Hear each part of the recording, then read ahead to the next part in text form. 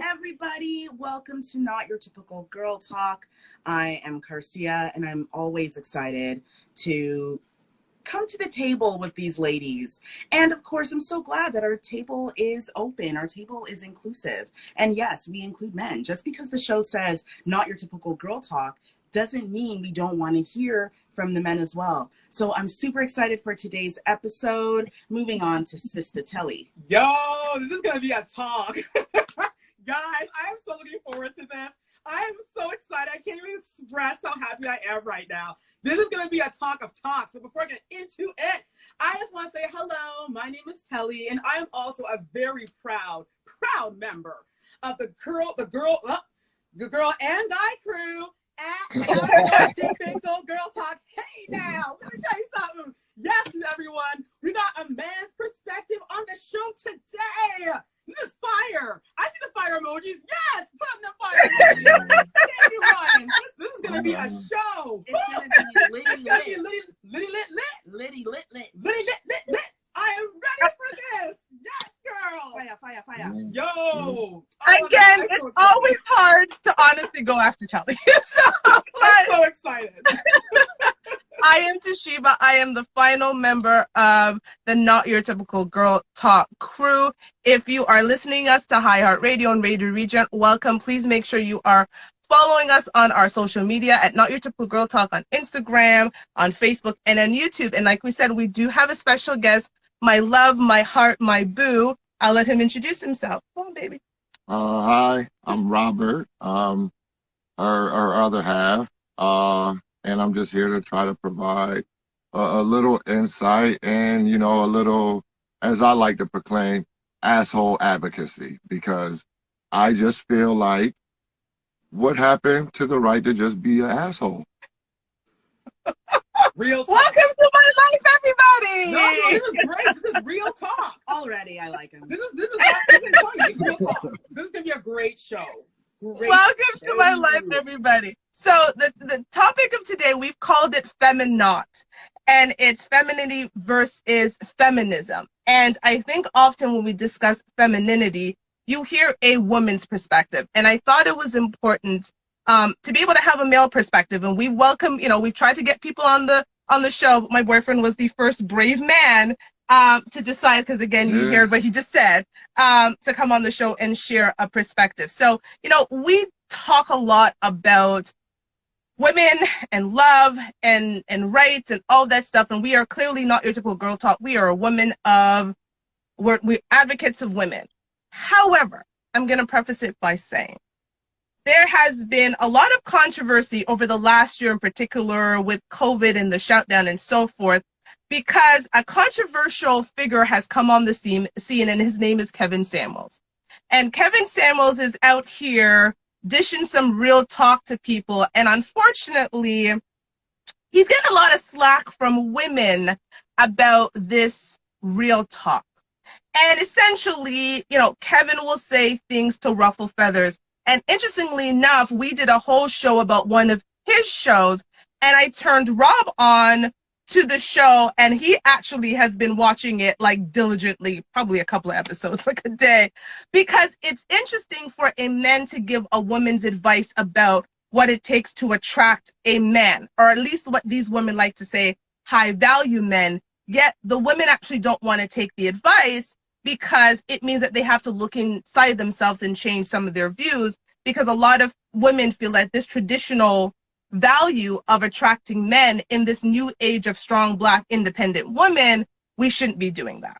So, we're going to talk a little bit about our relationship. People can feel to ask any questions. You ladies, of course, are going to ask any questions. We're very open and honest about, kind of at the end of the day, when Black women say, Black men aren't checking for us, that ain't true. That's not true. Because I can tell you how I snagged mine. That ain't true. Right? That's not true at all, right? So we're actually going to play a clip from very controversial, again, Kevin Samuels, and it's the one, Telly, when he was in the show with Joe Budden, because Joe Budden, if people know, is also very controversial. And so you get Joe Budden on the show with Kevin Samuels, and I'm going to get, of course, our reaction, but of course, Rob's reaction. And please, everybody in the audience, please do comment, ask questions, whatever you want to know. We are open. So Telly, whenever you're ready, you're going to play that clip. All right, here we go. Let's play it now. I have to be honest with you. I've spoken to a few people to let them know that I was doing this interview. Some of them were women. Yeah. And boy, were they angry about it. Oh, yeah? Oh, they killed me. Women have no problem being vocal about the things they don't like.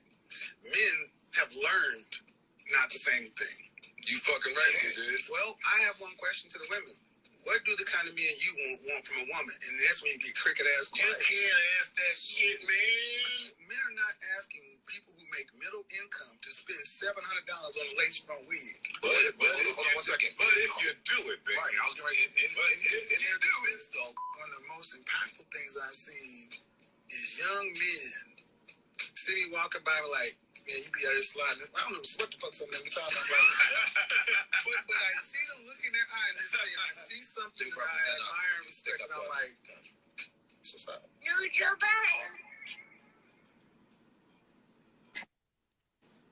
And scene. And scene. So, Robert, Rob, what do you think about what Mr. Kevin Samuels and Joe Budden were just talking about? I mean, I agree. Like, it's funny when I talk with my homeboys about, you know, relationship and situations. And I imagine it's similar to what women do. But when we talk about it, we just be like, yo, like, how is it that a person can expect reality to conform to their feelings like that? How does that work? Like, I know Thanos had the Infinity Gauntlet and he could, you know, snap his fingers and just make it happen like that. But the rest of us don't have those kind of abilities. And we spend so much time talking about, it's like an argument to get to the argument, because you have to just get on, like, I'm looking at a wall and seeing white, you're looking at a wall and seeing black, and people are passing by like, hey, look at that white wall. But you're still arguing with me that wall is black. And I'm like, what? So you're having an argument to even get to what the argument is about, because the language is not the same. Because when you interject feelings into reality, you know, I as much as I care for her, I can't feel her feelings though. You know, like, I just can't. You know, so there has to be some compromise for her to an understanding that he's trying, you know, he's trying, but we're from two different worlds. We're totally from two different worlds. And in our relationship, we actually are very much from two different worlds. Culturally, in so many ways, because I'm Jamaican and he's born American and I grew up in Toronto. But I mean, luckily for him, because of basketball, he traveled internationally for many, many years and lived abroad. So he got really a taste of what it was like outside of America to deal with women outside of America. And I think in some ways, that's actually what makes our relationship work, because he understands and he adapts to my culture very quickly, which is very different. Until we like really started living together, I don't think I realized how different it is, and having to adapt to these different cultural things that I'm like, no, we don't do that. And he's like, oh, okay, cool. And so it's interesting, but we've made it work because of communication. Yeah. And there's a bluntness to it that I think it just kind of has to be there on a certain level. You know, like I like when we're talking about our relationship with most people, like I say, it's like, you know, when she's right, when she's making sense, you know, I sit down and take my talking to, like, okay, I'll do better. You know? But when she's not making sense, when she's outside of that space, when she's outside of her feminine energy, I feel like it's my responsibility to curb that. Like, what are you talking about? What are you doing? Like, and she's honest enough that when the dust settles, she's almost like, thank you. I was tripping. Thanks for pulling me back on, getting me back on track. And so we work like that, you know. And I think the explosiveness that you can be responded to when you're just simply trying to say, ma'am, that wall is white, you know, you're sitting there telling everyone it's black, but it's actually white. The the explosiveness of that response that you can, like, how dare you challenge my, I feel this wall is black. What are you talking about? It's like we've learned to shut our mouths. We just, not my problem. So I feel bad for whoever's dealing with that though. And then it just got to the point where it's like we're almost all dealing with it on a certain level. You know, like in the show that she spoke of earlier, there was a woman literally arguing that it was too much to ask to just smile at a black man when you see him. And I'm like, wow, as adversarial as black men are with each other, we still do the head nod though. You know, like, I see you, bro. I know you going through a sim. Like, I don't know you well enough to have a problem with you. So I just salute, like, we in the struggle together, you know, and like, to see a sister, like, you can't even smile at me. And it's, we joke about, again, in comment, you know, in conversations with my guys, it's like, yo, like, the old white man, she was so nice and pleasant to him. And then I come up behind her and it was like, what you want? And it's like, what did I do to you? You know what I mean? Like, I did nothing to you. But I don't know, somehow it's become like our problem. And I think a lot of men are like, nah, no, it isn't actually. And I'll just figure out another way to move. There's other countries, there's other races. Like, seriously, we just don't have to be dealing with it like that. Yeah, ladies. So, Amen to all of that. so I do want to start off with, I'll start with the smile conversation, as Dahlia Joanne has called it. First of all, yes, Rob, to be honest with you, in the same way that I blame a lot of things on slavery, I blame a lot of problems on feminism. Yes, I'm talking about the movement that you were all marching about when Donald Trump got nominated or became president of the United States, the Me Too movement. I'm talking about, I'm sorry, but I'm talking about that same movement because it has stirred up a conversation that has made almost everything a man does offensive, even when it's not meant to be. Like, listen, in the same way that someone comes to me and says, oh, your fly is down, and I zip it up, is the same way a person saying, hey, the sun is out, the birds are singing, you can smile, it's all right. What is offensive about this? How did this man violate you? Why? Like, why are we so, this is the only thing, and this is why, you know, Feminot, I'm so against a lot of the things that have come out lately, to where women, to be a strong woman, you need to do this, and you need to be this towards men. And I'm like, wait a minute, what are we fighting for? Are we fighting to take over men, or are we fighting to be equal? Because those are two separate things. That part. Very different conversation. You know, and the way we're going about it right now is very aggressive, overtly aggressive, and it's not working well. Like, why are we even still doing it? Like, it's not working, y'all, because you're all complaining, saying how you can't find a man. You're all complaining, saying, oh, men don't approach me, because they don't want to be charged with sexual assault. Because as soon as they come over to you and say, wow, you look great tonight, honey, you're ready to start calling the police. What's so wrong with someone asking you to smile? How is that? Is it rape? Like, what's the tick off? Like, I don't get it. Like, they didn't come to charging to you with a knife. They're all saying, hey, you look so, what's wrong with the compliments of your top? Or maybe you're wearing nice lip color. How is that? What did they do to you? Who hurt you? Yeah, and why are you going off? Right. Who hurt y'all? Right. And, you know, here, what Dahlia Joanne has said about, you know, we've equated strength with masculinity.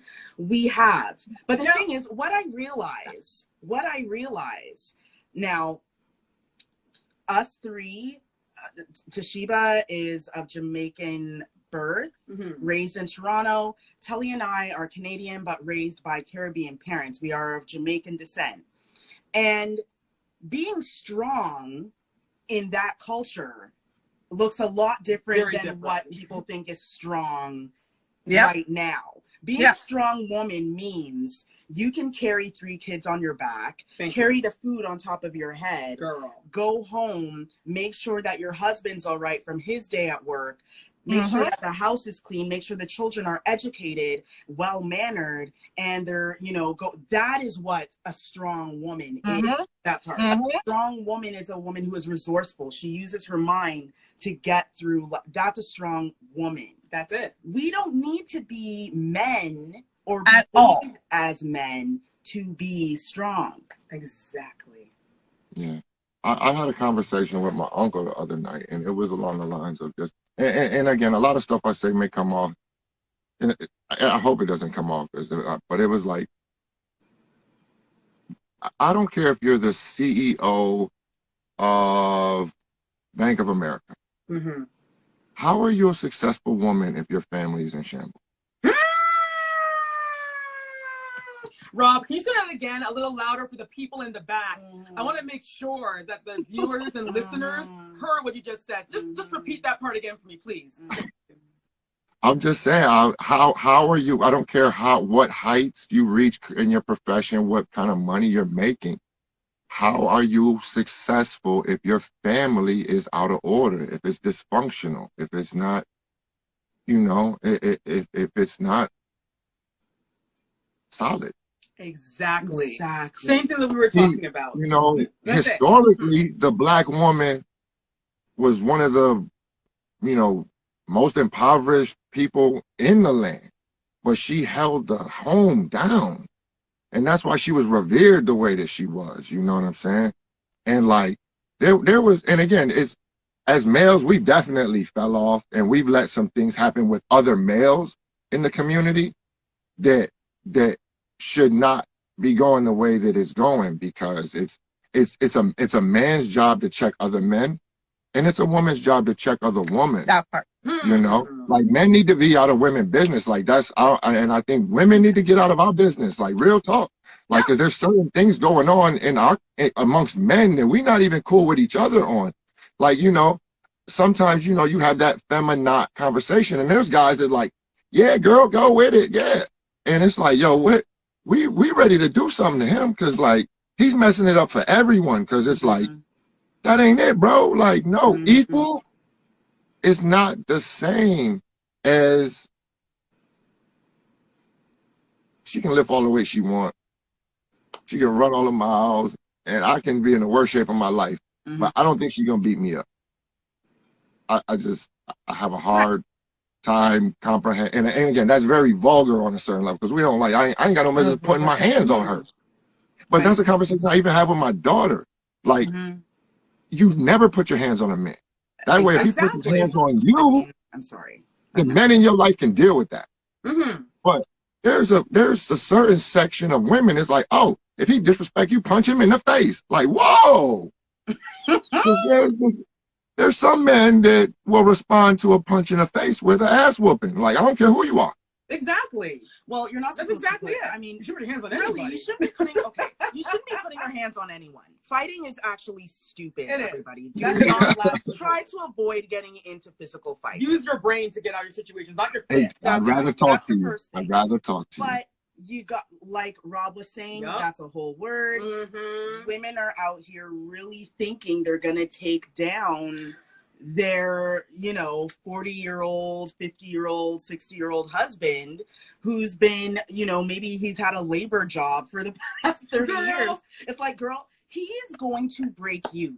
The thing is, he's not a wife beater or anything like that. He's not trying to even get into that space with you. If someone pushes you, of course you're going to naturally push them back. So these women that are standing up as if they're Hulk Hogan or Mike Tyson, listen, you are not Muhammad Ali. Stand down. Put your fists down.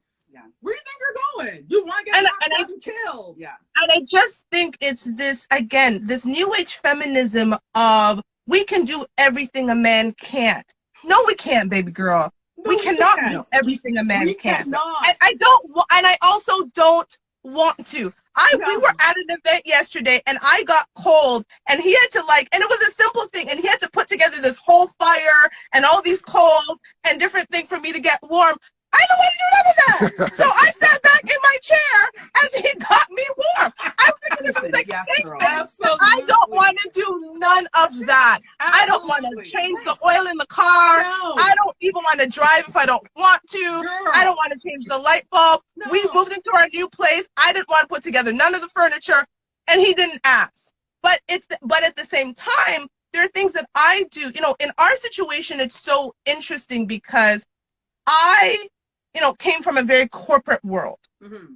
Very, very corporate. You guys, you know, you good ladies have known me for like 10 years, right? Garcia and I met at one of these corporate jobs. We worked together in a corporate company. Thank you. Hard I to come from a believe that very we were corporate, corporates, isn't it?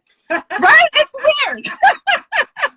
So, you know, I come from a very corporate life. And it was interesting, like, you know, coming here and being with him, there were a lot of people who thought that I was sacrificing part of my life to be in this relationship where in some ways my career was taking a back seat. And so and it's funny, I put a post on LinkedIn yesterday that said, it was basically like I've traded in I've traded in a dispensable role as a, you know, trying to be a CEO in somebody else's company to build their dreams to being the CEO of my home and cultivating mine and my family's dreams. Right. And that was more fundamentally important for me, right? I always said, if I'm going to bet on anybody in our relationship, I'm going to bet on him.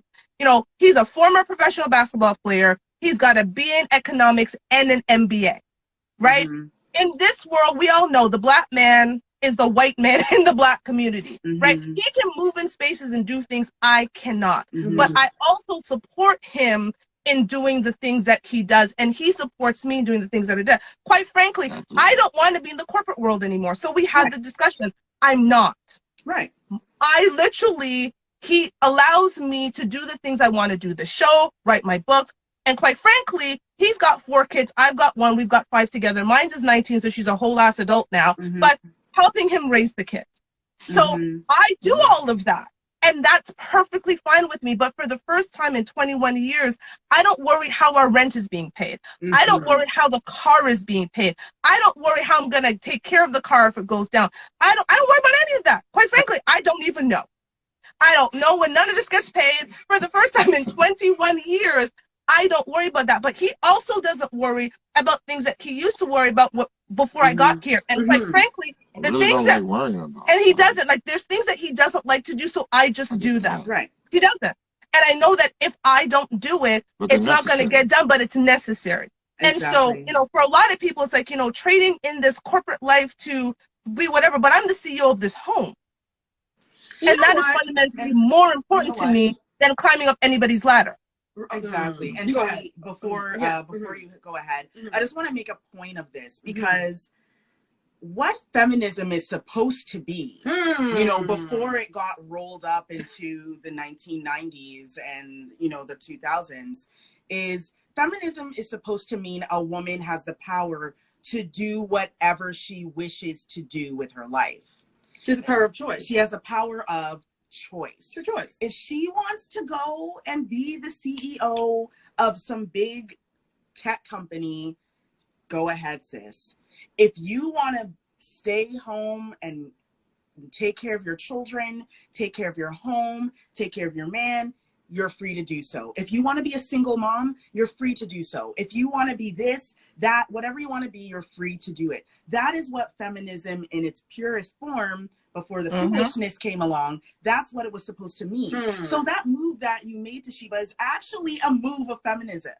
Yeah, I think it's really sad that you making a choice, and this goes for any woman that chooses to make the choice to take care of their family, and someone wants to come and say, oh, you're stupid or you're foolish for choosing that. I think that's really just downright wrong. It's disgusting and it's hella rude and none of their business. Sometimes it's projecting. Well, that part too. Sometimes people are jealous. We talked about this. A lot of people, they become jealous because you decided to move up in life. You find a life partner, and because they're still stuck in their bucket and they don't want to see anyone in their circle happy, they want to come now and challenge your choice and any woman's choice. And we were talking about this on our planning call. We were saying, you know, it's interesting how women are like, yeah, you know, we should have our own. We're our own person, just like Oprah. Own. And that's great. But people forget that Oprah had a Stedman. And when Oprah goes home, for like 50 years. Right? And when Oprah goes home, she's no longer Queen Oprah. No. Stedman's in charge. When Beyonce is done, breaking it down on the stage, and she dances all the way back home and opens her door, and the wind machine stops and her weed falls back down. Guess who's in charge? Yeah, it's Jay-Z. Jay-Z. When Michelle Obama is done with her book tour, who should go home to? Her husband, and he's in charge. Kamala Harris is the vice president of the United States. And even when she goes back to the presidential house where she lives with her husband, her man is in charge. But women, we just figure, well, Beyonce is the queen on stage, so that means that she's the queen in her life too. So I'm just gonna go home and boss my man around and tell him straight up, listen, when I come home, I want this house clean and take care of the kids while you're at it and da-da-da-da and come on, man. And I love what Rob said too, because he's talking about compromise, and that's a big problem. Compromising is dead. We don't want to compromise anymore. We just want to say what we say, and we expect our spouse and our loved ones to just take it. And that's it. This is the be all and end all. But that's not right. That's not right. And here's the funny thing. You know what? You know, people talk about standards, right? Right. And, you know, we have a clip about that, which we'll play in a second. But people talk about standards. And it's so interesting that people are okay with their own standards, but not the standards of someone else, right? And in our relationship, before we got together, and, you know, we can talk about how we actually got together, because let me tell you something.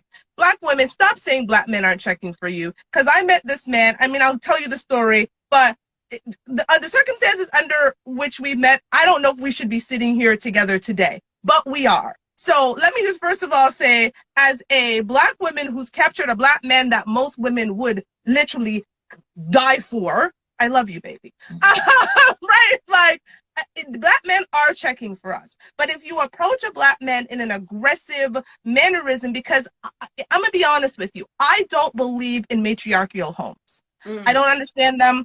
I don't believe them. You know, kudos to people who can do it. It's not what I do. And this is not me being like, oh, he's completely in charge of everything. He's not. We have a complete balance. Like he said, when he's wrong, he takes his talking to. Because there's some things I'm like, babe, and he's like, babe, you're good. Like, and we never discuss it again because it's done. But when there are times where I know I went 10 seconds too long, and I'm like, I should have stopped 10 seconds ago because, and then I tried to bring it back.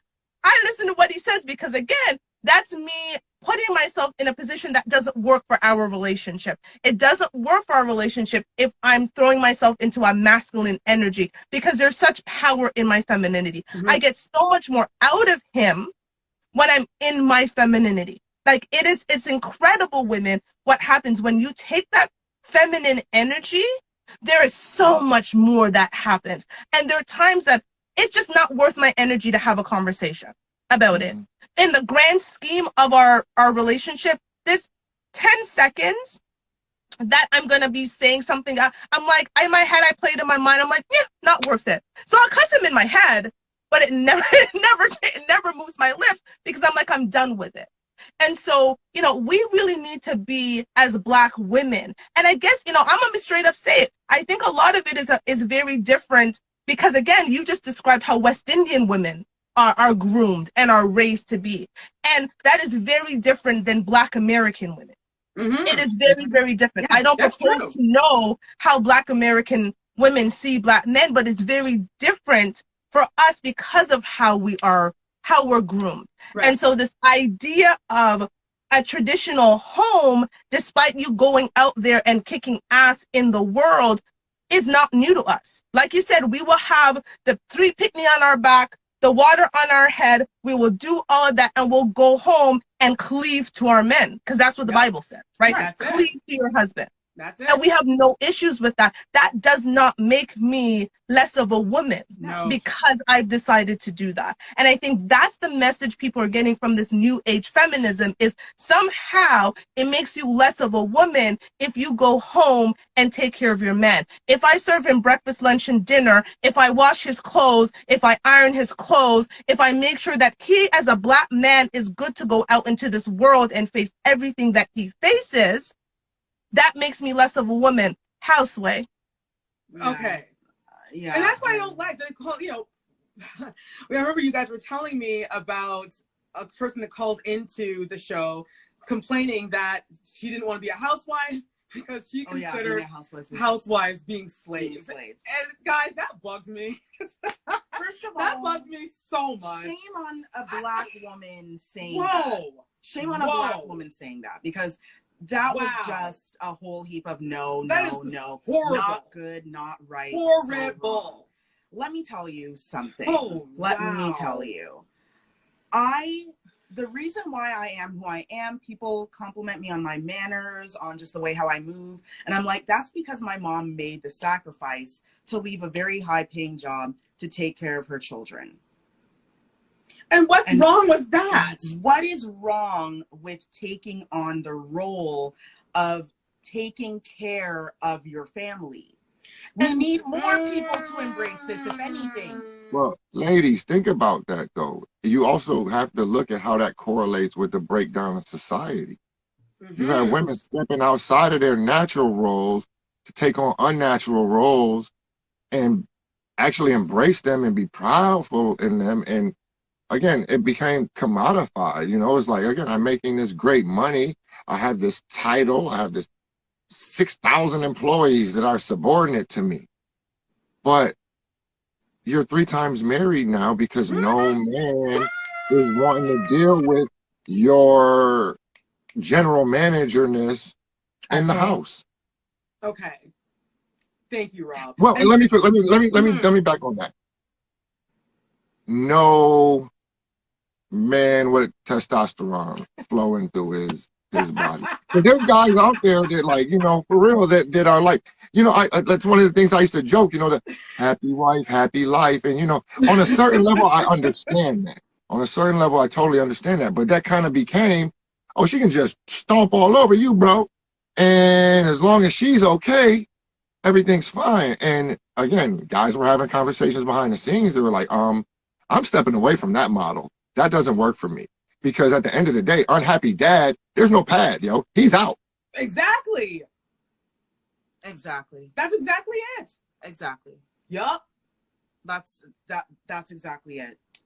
Like, and I mean, That is it. you know, we can only speak, you know, as women, but we, more than ever, I think because people have been spending so much time at home, they are now realizing, oh, wasn't happy. Oh, I'm depressed. I didn't even like you. They're home now. Because they're home now. Home now. They can think about it now. They can think. So now they're like, There's a reason I work 16 hours. Now they're like, oh, hell. Look what I don't love my wife. Yeah. What? I don't love my husband. I don't love my kids. I actually I don't like love nothing my about I my can't believe I life. love my dog. Like, Yeah. you're questioning everything now. Yep. Listen. And it's so interesting because, you know, him working at home actually brings us closer together, right? And because we also we're not in each other's face, and we understand I'm perfectly fine with a role, whatever you want to call it. But let me tell you something, and I'm going to say this because, you know, I talk about it in my book. A lot of women are single because we're bitchs. Like, I don't want to say too much because we on the radio, y'all. A lot of us are single because of that. And Black women seek therapy because as a race, we are suffering from PTSD. As a race, we suffer from PTSD. We go through so much in the world. So how in the hell do you think you're trying to navigate this social construct of the corporate world that won't even hear your voice, and then you try to come home and try now, because the world won't hear your voice, you trying to make sure he hears your voice, and he don't want to hear it way too much. And so, you know, we have all of these things to unwrap, and I have to tell you, no, therapy prepared me for him. Yes. It completely prepared me for him. And I think as Black women, when we go out and we don't actually take responsibility for our part in the destruction of the Black family, and there is a lot of blame on Black men, what Black men are not doing, and while they're going out and dating other races anyway. I want to say the stats are like 15% of interracial marriages to like 85% of, you know, same race marriages. That is the reality. There are not a bunch of You know, people see it because of social media with the athletes and the entertainers, and so they think every That's a black man, curated, yeah, that's a every black curated man is image, out here checking for other women. But the reality is, a lot of them are trying to fight to be with us, but we're fighting them. Because again, we out here with, you know, fist pumps talking about this and we new rights and I'm not going to cook your food and I'm not going to do that and I'm not going to serve you. Like, it's funny because he had a really hard time when I moved here with me serving him.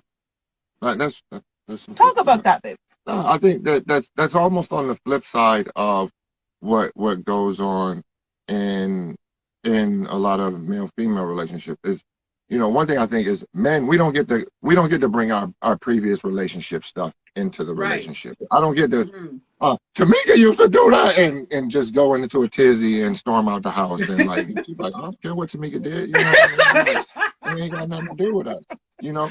So but then she of course doesn't. But there are women that again you want him to pay for the sins of your baby father or your father or who are all these men in your life that have done these things to you. But like I said, I come to build. I ain't come to destroy you, girl. Like I'm not trying to tear you down. I'm trying to let's make something. You know what I'm saying? But again, I can't fight you to do that. That is exactly. That's kind of crazy, you know what I mean? Like how that's or you know, okay, prove you love me, and then you set the bar at 13 feet 6 inches. Like I can't jump over that. Like, and he's just nice. And I actually love you, but I'm looking at it like, damn, I can't jump over that. You know, as much as I want to. So you know. So now I'm a failure. Now I can't meet her standard of, oh, this is, well, if you love, like he said, $700 lace fronts. It's like, he's the GM at QT. He makes decent money, but it ain't like that. And like, how did he become like such a, like, how the guys that are trying to do the right thing become scrubs? Okay. I don't understand that. See, okay, we've got to start normalizing normal life. Social media has a lot to play into that, Rob. You know, we are all on social media looking at everyone's highly curated threads and thinking that it's real life, but it is not real life. So the first thing, you know, as Rob was talking about females, you know, and the emotions that we've had from past relationships, our father's relationship, our uncle's relationship, all of those relationships, and bringing it into relationships. Women, we are sponges. It's a good thing, but it's also a bad thing. This is why it's important for women to seek some sort of, and actually everyone should get some form of therapy in your own way. I'm not going to tell you which type of therapy, but you should. For myself, I had spent years and years in therapy, and it wasn't until one day it clicked that my ego was that of a male ego. Like, it was really up there. And I was just like, well, I don't understand. I'm the best. I don't know why no one wanted to date me, and I'm the best, and da-da-da. And then it took woman to say to me, when is the last time you actually just kind of moved in your queen energy? And I was like, what? You were like, what's that? Yeah, I was like, what? She's like, you don't even know how to name an emotion. She's like, that's how far gone you are. She's like, you need to pare back and you need to remember who you are and what you are. You don't need to stomp around and negotiate. It is not a business. We're not in a business meeting, transaction. Marcia. This is not a transaction in business. This is your life. And you are stomping around in some masculine energy right now that is not serving you. And the day that I became aware of that and started working on it, I had dudes approaching me out of nowhere. I would just be standing there getting coffee, and the guy's like, hey, what's up? And I'm like, that's it. I'm in my sweats. I'm not even wearing makeup. Because you're embracing your femininity. It's like a glow almost. Again, you were smiling more, I'm certain. You know, just that's essentially when a man says smile, essentially what he's saying is, if you didn't have resting bitch face, I would love to approach you and be interested in you. But you're like, exactly. Just be gone, be gone, be gone. Your aura is that of don't approach me. And now you're mad because no one's approaching you. Like, okay, look, this is where guys just step off the crazy train. We're just like, nah, that's too much. That's just too much, you know? Yeah. Like, it just is. It is. So my advice to all women, if you want men to approach you, be approachable. Ooh! Smile. Stop there, baby. Make be eye contact with approachable. him. You hear that? Like, be approachable. let him Yeah, see stop your repelling glow. men. Because I'm Stop telling being you, the repelling. power of feminine, like, 90% of what we do is for y'all attention.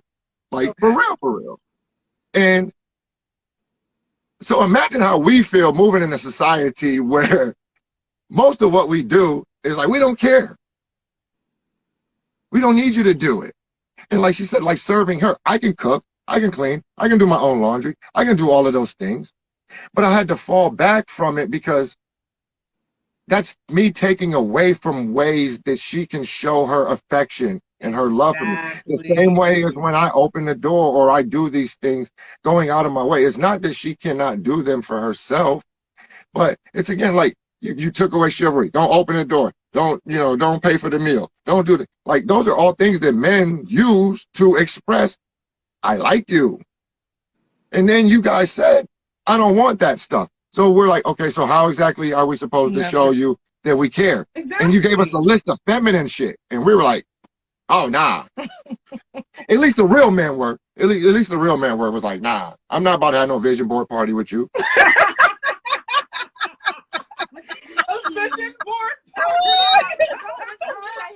Call up your girlfriends and y'all get that situated, but I'm not about to do that. I've got tape and I've got some glue.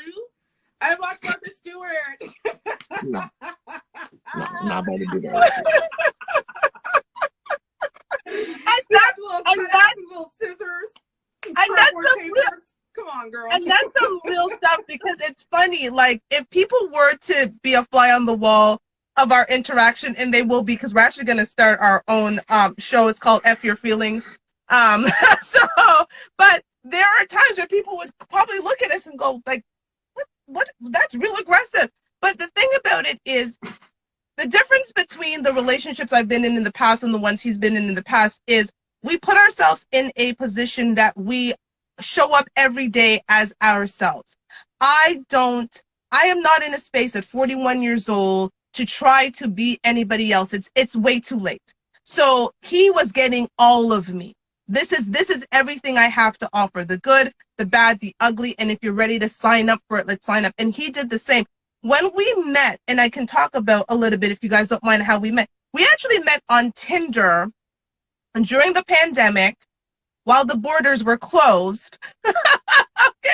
And really having to try to navigate a relationship during a pandemic, having to, he at the time was in Rochester and I was in Toronto, and Rochester is a 2-hour car ride. I couldn't even go across the border. The first time we met in person, I had to fly to Chicago and then fly to Rochester, right? Like, it was all of these barriers that were kind of in our way. But the interesting thing about it was, he said something that I thought was, he's like, I couldn't ignore you. Your space and the energy and everything, we couldn't actually ignore each other. So here are all these barriers, like the 13-foot barriers were really there. Like, society was forcing us to go over 13-feet barrier, and we were like, okay. No big deal. Not a big deal. And so, I hear people talk about, black men aren't, naturally fishes that are and have been on Black Planet. So, girl, with the throwback. Yeah, right, with right, the throwback. Black Planet. Shout out to With the Black throwback. Planet. No, but it's like, that is awesome. and I think, like, Nice. and You guys are Black meeting your people men. meet. Yeah. Black people meet. oh, All right. Yeah. people actually on here. Okay, cool. Yeah, but like, I think also I remember we joke about it a lot now, because in the moment it could have really been a bad situation, because in context, I don't even remember what the kerfuffle was about, but I just remember getting really frustrated to the extent of, again, in my head, I remember I said something to the effect of, like, dudes in my situation don't have girlfriends.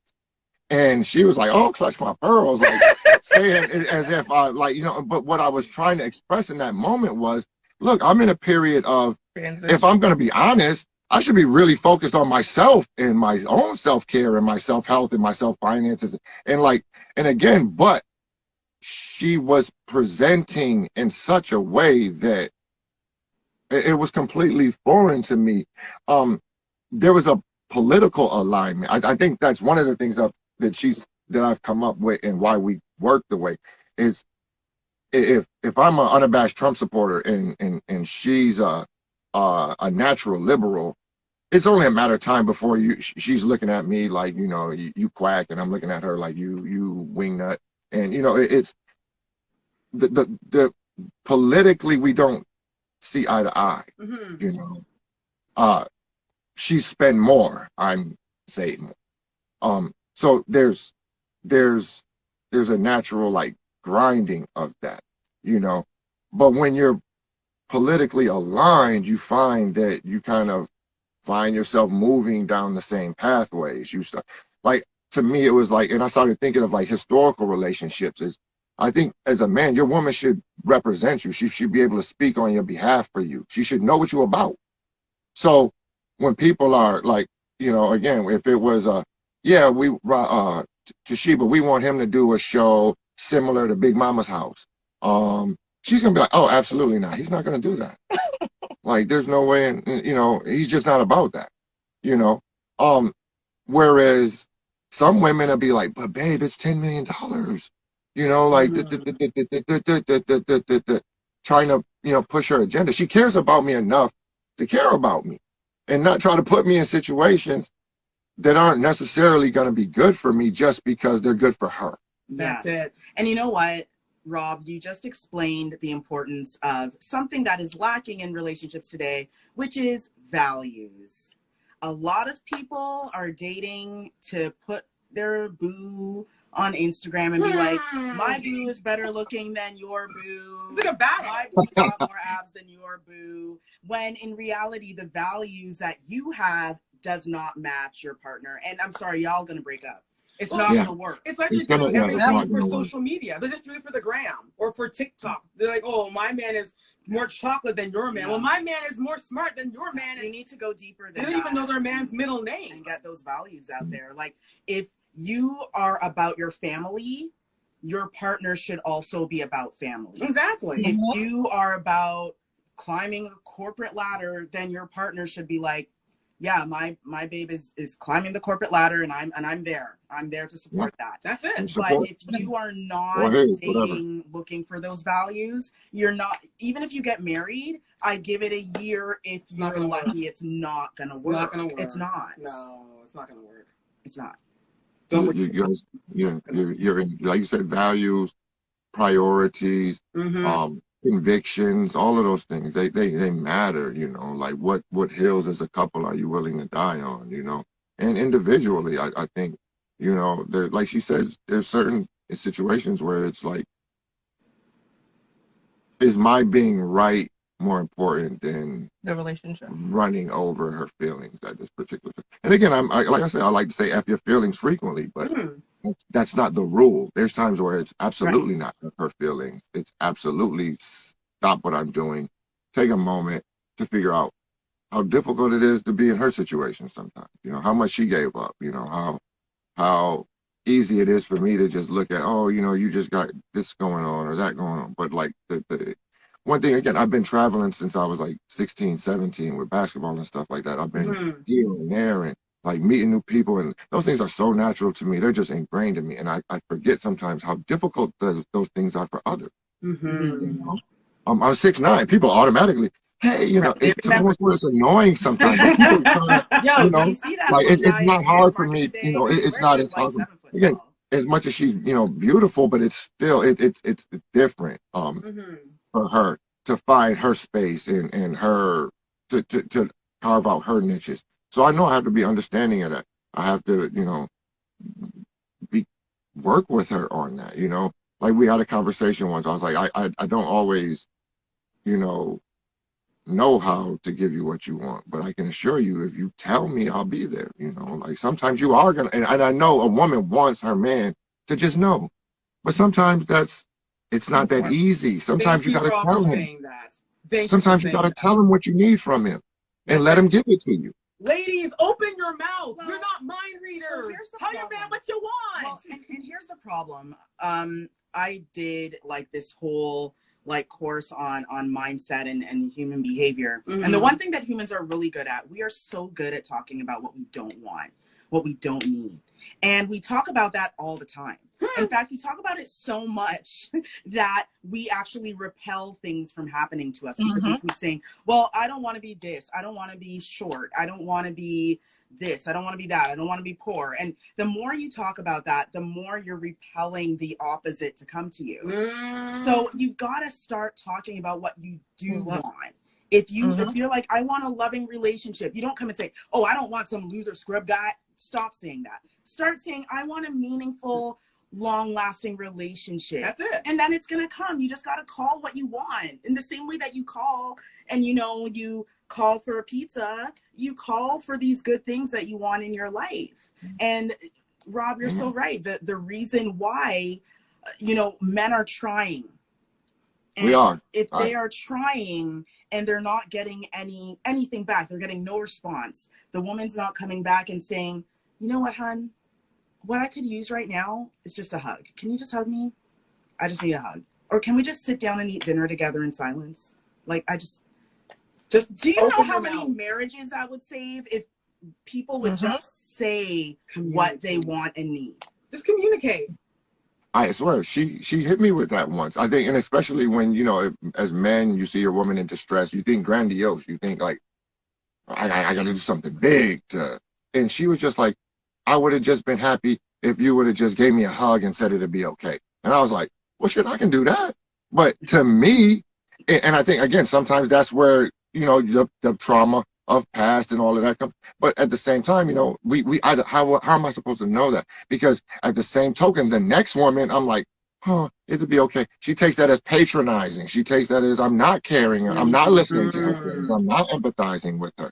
So we're all not cut the same. We're not all not wired the same. We all don't receive things the same way. So you gotta give a person the freedom to be them, like I love a certain way, I receive love a certain way. And that got nothing to do with how she gives and receives the same thing. So we gotta work with each other on it, Like, again, her how she is domestically. Again, I'm still getting used to it because I do a lot for myself. I've been independent for huge, chunks of my life, But I also, she said something, and and I had to recognize, for me, it's part of my issues of like, well, if you let her do those things, then that's something she can throw up in your face later. And then I just had to pull back and it's like, why are you acting like she's going to do that to you? Why are you calling this energy? Because Why they're are you haters. calling this energy. There are people out there that are haters. Lives. And they're why jealous. are you assuming the and they want to see worst of people the person break you say down. that you love, Like, why are you assuming the worst intent Exactly. instead of the best intent? Instead of being like, oh my gosh, man, this is amazing, they're saying, oh, well, be careful because she might. And it's like, wait a minute, time out. What do you mean she might? She might. She might And like want. you said, and behaving in that way, that's exactly what you're causing to occur. Exactly. It's self-fulfilling. That energy is self-fulfilling. Exactly. When you prepare for the worst is coming down the pipeline.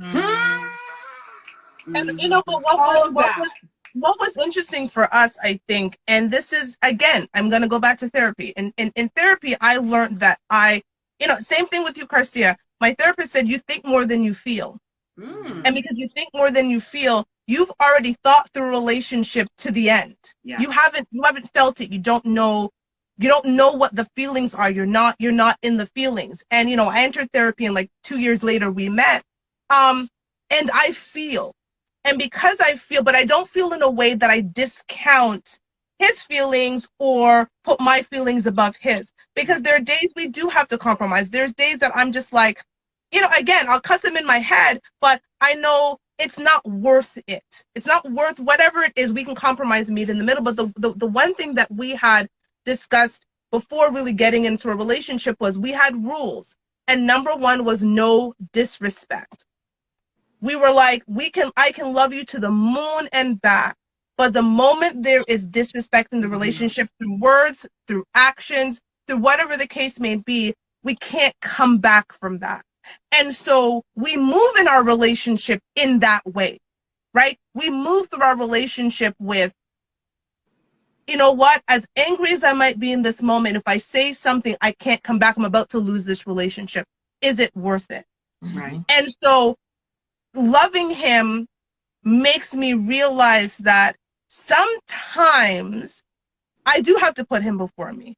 And that does not make me a weak woman. No. There are times Absolutely and the reality is, you know, coming here when I came here, it was all about him. And there was a reason it had to be all about him, because being all about him meant that our family would progress. That's Put it. us in the best situation. It put us in the best situation for me to put all of my effort into making sure that he was good, because if he's good, our family was good. That's it. So it didn't make sense to divide my attention into other things. I threw everything into him. I said, if I'm gonna bet on anybody, babe, I'm gonna bet on you.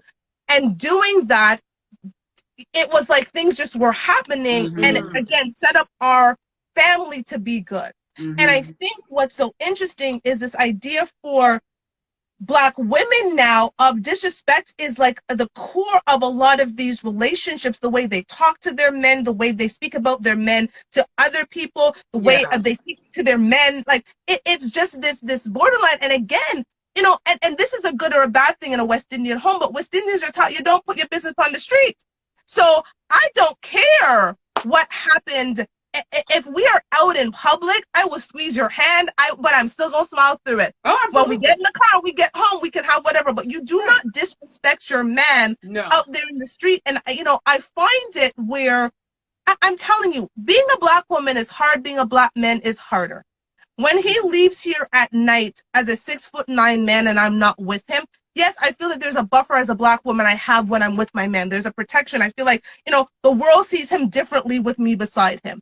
If it's him by himself, the world sees him as a threat. I might buffer the threat a bit. And so I literally almost hold my breath at times when he's out there in the world and I'm not with him. So it is my job in this home, in the confines of our relationship, to give him safety and security. The world does not do that, especially in the United States of America. Right? The United States of America does not allow a Black man to go into this world and flourish and allow them to be authentically themselves. And so in our relationship and in our home, he gets that peace.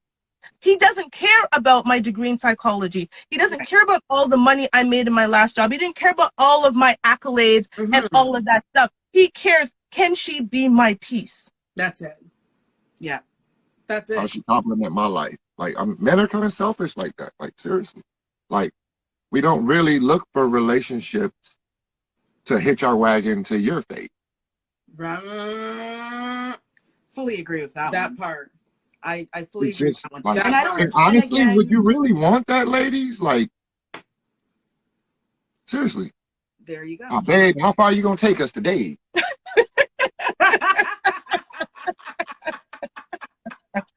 What's that about? I mean, yes. Like that's feminine energy, right? You know what I'm saying? Like, I'm gonna just be here looking cute. You know what I'm saying? Like, I really do believe. True. Yeah, I really do believe that. And I call it bad programming. That's what I call it. I'm like, listen, we've all been programmed to have these programs running in our head, and they're not serving us. They're not serving our homes. They're not serving our families. They're not serving you as a single person going through your life. It's just not good.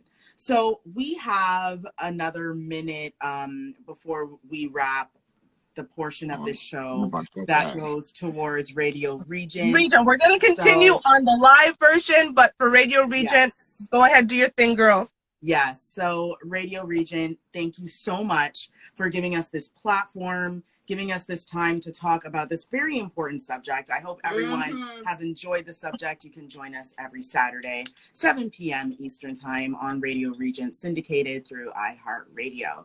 And we hope that you take away some good stuff from this.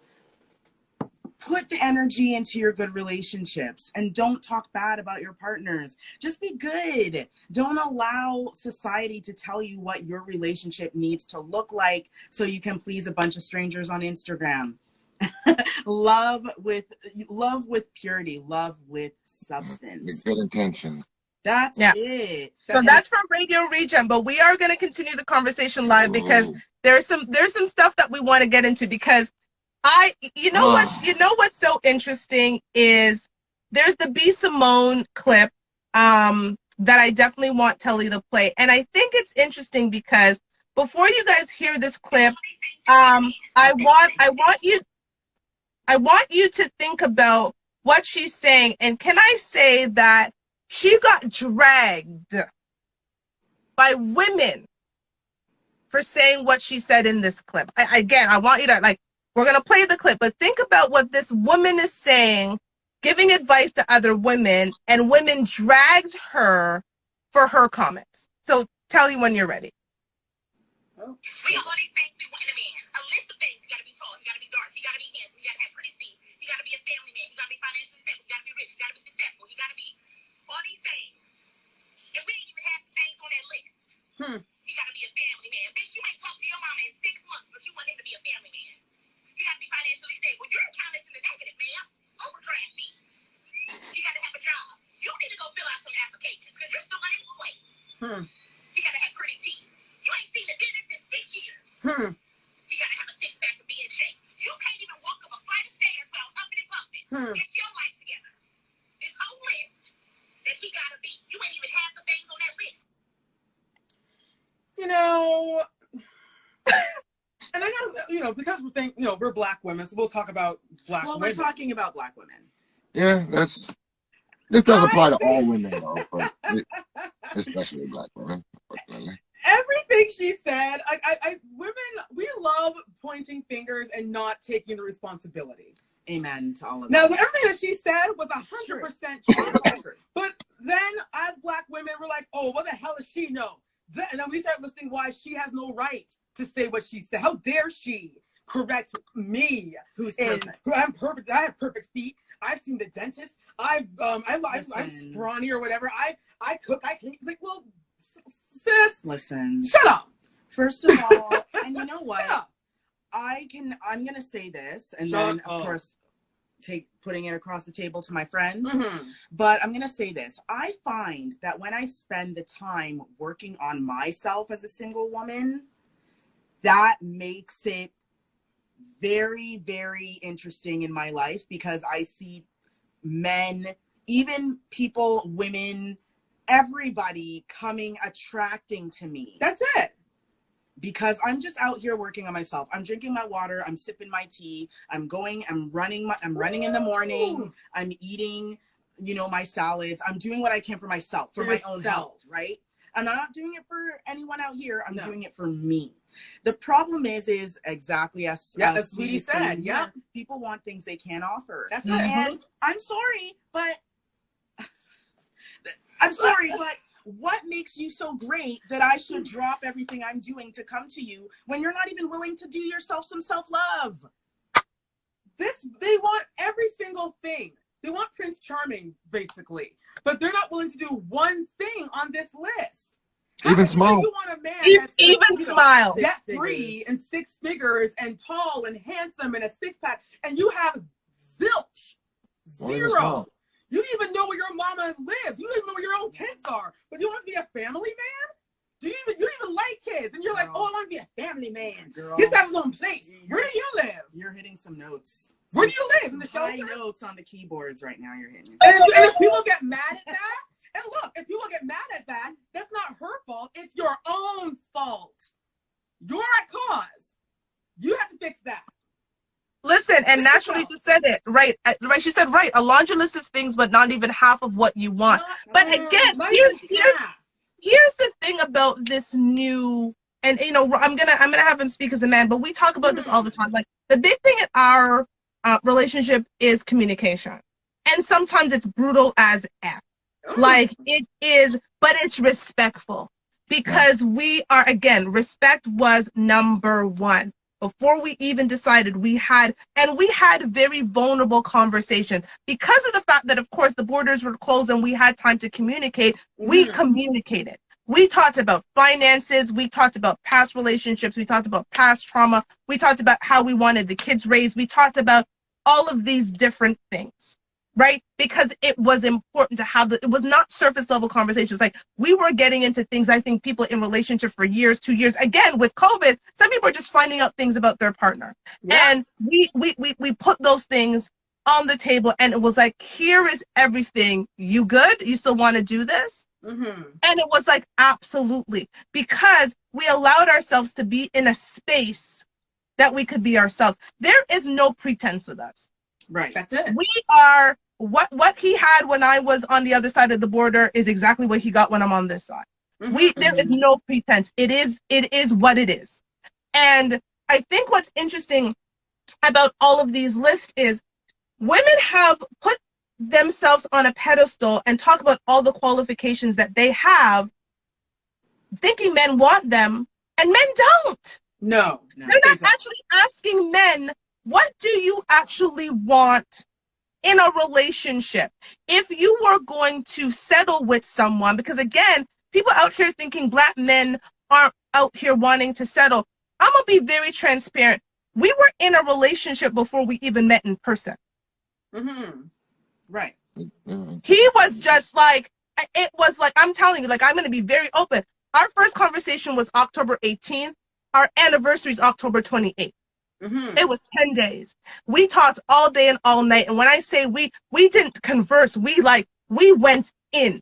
Yeah. It was levels and deep and things from childhood. And I mean, we still clearly have these conversations. We're still getting to know each other, but there is so much that we put on the table because I was 40 at the time. He's 44. He's going to be 45 next week. But like, we was like, we're too old to be trying to do this again. And I'm at a point, I don't apologize for the way I carry myself no more. It's just, and you shouldn't. Exactly. It is what it is. Exactly. Yeah, and my girl Tamika's right. Distance brings that, right? So, you know, it's funny. Again, women try long distance relationship because there's a whole different ball game when you are forced to communicate with your partner and you're not face to face. There is something that can happen. I think there's a sense of vulnerability if you allow yourself to do that you can get from your partner. But, you know, getting back to my other point, so there's this laundry list of things that we, again, talk about that we bring to a relationship are, you know, I'm supportive, I'm driven, I'm ambitious, you know, I'm educated, you know, I'm in this corporate job, I make X, I do this and I do that. But you didn't actually bother to ask a Black man that you want to be with what he values in a relationship. So, baby, as a Black man, and again, I think it was important to bring him on because I'm telling you, when you look at the prototype and some of these standards, that we're blessed that he does meet those standards, right? Like, there are a lot of women who say they want a man who's handsome, a man who's over 6 feet, a man who's athletic, a man who's intelligent, a man who's blah, blah, blah, blah, blah. And I see you guys over there. I'm guessing the phone's probably going to die, but like, it's all of these things that you want. And the reality is they haven't bothered to ask men what they actually want. So, you know, from a man's perspective, I think it was important to say, from a man's perspective, what are you actually looking for in a partner? Because it was more than just a relationship. It was actually a partnership that we had to form. So, babe, I've kind of blagged on as they were getting themselves together. So yeah, sorry. No, that's okay. No. Go ahead, Rob. Please go ahead. I think like that's how she put it is, and I remember being in church once some time ago, but the pastor was talking about, and it was an analogy, a metaphor of, you know, a person who lived their entire life in service of the Lord, and come judgment day, and they were still cast as unworthy. And they pled, it's like, but God, I've lived my entire life serving you. Everything I've ever did was for you. And God responded, but how much of what I asked you to do did you actually do? And I think that's where women find themselves at exactly right now. Like, y'all are worried about ambition and achievement and masculine things, and we don't care about that stuff. You know what I'm saying? We just don't. What we care about is again, how are you a successful woman if your family's in shambles? Because like what we say, delegating and things along those lines. When children get hurt, do they run to their mother or their father? Mommy. They run to mom. It's the first Exactly. thing they scream when they fall. Dad is not the coddler. He's not going to make sure it's not infected. He's not going to put a nice bandage with a butterfly or whatever on it. That care, that compassion, that's feminine energy. And lean into that. Like, that's your purpose. Like, that's your function. And there's so much strength in that. And I think women have been convinced that was a lie, that wasn't truth. And I was like, I don't know where that came at or how it happened or whatever is going on around it. But at the same time, you'd be like, oh, black men, mama's boys. Well, that should mean that we actually are endeared towards women, that we actually they love and respect their mothers. That's great. The greatest quality in a man. So what's going on between me and you? That it's like, but again, my mama don't disrespect me the way that you do. You know what I mean? Like, well, some of us, though, go through that too. Some unfortunately, men have been taught through their mothers that a woman behaves not so well towards men, you know? There's so many things going on. I think in my, previously, I could justify certain things because it's like, oh, it's my daughters, it's like, they might see this, but they'll never see me behave a certain way to their mother. But then when you have a son, it's like, whoa, whoa, whoa. I would never want him to believe that's the way a woman treats a man. Never in a million years would I want to show him that. So you start looking at things different. So again, the long and story short of it is, again, we don't care. The only men that really care about the achievements and accomplishments of women are men who don't have accolades and achievements and accomplishments of their own. You know what I'm saying? When you're a track star, you don't care if she runs fast. That's it. Exactly. You care if something happens to me and I can't run as fast as I can anymore, is our family going to be okay? That's what we want to know. That's really at the basis of what we want to know. Is if something happens to me, is my family going to be okay? Because I'm going to do the best that I can, the provision for the event of that, but that has nothing to do with finances necessarily. That's how do you run a home? Right. How do you relate to these children? Are you strict? Are you a disciplinarian? Do you just tell them they can have a box of crayons and draw on the walls? Like I went to work with a woman who she's let her kids write on the walls. And I was like, you realize they're going to go into the world thinking walls are to be written on. You understand you're doing them a disservice. You're not liberating them, you're hindering them. Because they're going to have to learn this from the world instead of their mama, where they're supposed to learn. That's it. In one ear, out the other. No, I'm just so cool, is what I am. Okay. Just one of those cool moms. Yeah, whatever. No, you're teaching your kids that it's okay to write on walls, and I think there's laws against graffiti. So, right. Good luck with that. Exactly. And if the world, and she's their mom, she can tell them in a good way. Because if she has the world tell them, she's not going to like the world will arrest her child. And if they're black, she'll probably never see them again. And unfortunately, this was a black woman. Like that's what it really like. See, the thing is too is, and this is just my belief, but I did say this on our planning call with Telly and Toshiba. I said a big chunk of this problem is that we've, as mankind, as humanity, we've really distanced ourselves from God and the purpose of who we are and what we should be doing to be happy, to feel fulfilled.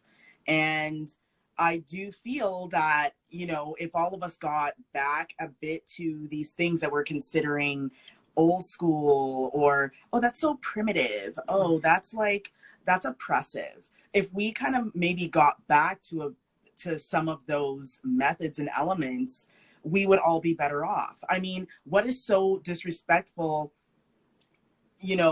with people being able, for instance, the long distance relationship? I'm sure, you guys have all watched or heard of Love is Blind. Mm-hmm. And it was, you know, the experiment to see what happens when people have to just talk. The Hamiltons. Yeah, the Hamiltons, very famous right now. But, you know, what happens when people have to talk for the first 3 months of their relationship? And they were getting a lot deeper faster in their relationship because all they could do was talk. They would talk, you know, behind walls. Like, they didn't see each other, they couldn't touch, they didn't even know what each other looked like. It was all through questioning. Well, are you Black? Are you white? Are you from the South? Are you from California? Like, that was how they communicated. And because of that communication, it actually made for stronger relationships in the end for some of these couples. And I think that, you know, I also blame, and I don't know, people might get mad, but I also blame the hookup culture. Yeah. This culture where now this is, you know, a thing where basically women are just, you know, first date, everything is gone, everything, they've taken everything off, and, you know, they're just, you know. They're out there living. And expecting a full-on real relationship full of respect and honor afterwards. Now, I'm not saying you can't go out and have fun. If you're going out and doing it and knowing what the outcome is, you're an adult. Go ahead, have a good time. No issues with you. But don't feel like trash when you do this and you don't get those texts back or those phone calls or those, oh, you didn't hit me up. Like, because again, that respect, that honor that we used to have for each other, sometimes it just seems to be missing in relationships. And people are like, oh, well, I don't understand why and and I'm like, well, what did you do for him to respect you, though? You know, and what was the list? Because again, we can have a list where it's like, oh, he has pretty feet, he's this tall, he's this, he's that, he's this. But what I find with these lists that I'm hearing, no one is saying, I want a man who is loving. I want a man who is generous. I want a man that's a good communicator. I want a man that's funny. I want him to be funny, and I want him to be open-minded so he'll get along with everyone in my family. Like, what about those? I want him to be into me. Everything is physical. That's a good one. I want him to be into me. Yeah. Like, why can't we ask for things Kind of important. that are actually important? Exactly. The things that are going to ground that relationship and make it last longer than a month. Well, that's it, because they do it for the gram. They want someone that looks like Tyrese. So they want a washboard stomach and a chiseled face. They don't care if the man is an abuser. He could be hooked on drugs. He could be a molester for all you know, but you don't care, because as long as he looks good on camera and you can show him off to all your friends, you feel like you've hit the jackpot. And I you think wonder what the hell's going on. Come on now. The substantial part of the relationships are missing. And we had a conversation. I'm going to let him delve a little bit into it. I know that we've clearly gone over time, but clearly it's an interesting conversation. And thank you for people who are still here and piping in. But I think what was interesting, he said something to me and I was just like, I had to pause for a second. He's like, the misconception right now is women think that they choose relationships. He said women don't choose relationships. He said men choose relationships. He said women choose when they give away the pom-pom. That is what they choose. That's all you have control over. We control when we give away the pom-pom, but men, and baby, you talk for yourself because you here. No, like, that's okay. Prior to giving away the pom pom, a man is going to be on his best behavior. That's since the beginning of time. Yep. We don't want to screw up our chances at the pom pom. That's it. You're bringing flowers every day. You're talking but at the same time, you're singing. You know, only a lame guy is gonna let that carrot dangle in front of his nose for 6 years. You know, like, whoa, we still dating for the pom pom. No. So it becomes it becomes this, you have to cooperate in it. So how I see it is, at the point that you're like, okay, I like this man enough to consummate the relationship. At that point, you've given up your power in the relationship, because at that juncture, the only control you have over his behavior is now the threat of not getting the pom pom anymore. That's it. But we've been there, done that. So now again, and it gives, and that God made it that way because he's like, I got to get these fellas some of the power back. You got too much power early in the relationship. You know, I got to get him some of it back. Now he can say no to you. And it's on you to accept it or go running off like 80% of you do. Because again, when a man is firm, you say you want all these things, but a man is firm, a man that will be sincere with you, a man that will tell you, you are being unbearable right now. No one would deal with you in this space right now. Can you see that? And usually with time, you guys will be like, wow. I think inherently women kind of need correction. You know, it's not a diss record. It's not misogynistic. It's not, it's, and again, to the flip of that, when your man brings correction to you and you view it as terrifying and frightening and it's going to ruin your life, like, why is it? Why don't you trust your partner enough? Why don't you trust him? Why don't you? Because the funny thing is, he sees. Why don't you trust him? He sees parts of me the world will never get to see. That's it. And so for him to be like, babe, like, I really need you to check this because blah, blah, blah, blah. I'm going to trust him before I trust my supervisor who's writing it. It's funny, people will trust their supervisor when they're giving them their 1 year review and these things about, oh, you need to correct this and this, but you come home and you sit there and say, yes, that's great. I'm going to work on that. Let's create a plan so that I can be better at that. But you come home and your man gives you the same corrective thing and he's being misogynistic and he's being overbearing and he's being controlling. But the reality is, who's got your best interest at heart? Your boss or your man? Because I'm going to go with him. That's the sad thing. It's sad that you have more faith in your boss because they're the ones that pay you with money versus your lover who's going to love you whether you have money or not. And you don't trust what they say to you. Well, again, like, that's really sad. It's a matter of respect, again. And how are you showing love? What does love mean to you? And a lot of times we're not getting to the root of it, right? Like, we're not saying, you know what? He's mine. He's my guy. He knows me. He's seen me walking around the house in my bathrobe. He's seen me in my pop smoke braids. When my hair hasn't been done. No makeup. Right. He's seen me without my slimmer on. Yeah, he knows the dark circles. He sees the dark circles. He knows about that mole that I don't like. And the thing is that he's still messing with you. The person that has seen us at our most vulnerable state. Right. And that's a lack of disrespect. That's a girl all of it. It is. All of no, and that's and that's why fundamentally it was number one. We were like, listen, love you to the moon and back. You can do everything. But the moment you cross that line of disrespect, it is something you can't go back. And I always say there are two things you can't get back. The words after you've said them in time. Yep. That is what your relationship, you're giving time, and words are important. Words are important. For me to look at him, when the world already sees him again as a big 6'9" black man as a threat, when he then comes home to hear about the fact that he ain't ish. You ain't this, you ain't that, you ain't this, and da-da-da, and this is why you can't do this, and this, and that. Why would the attraction be to come towards me? Would it not be to run away from me?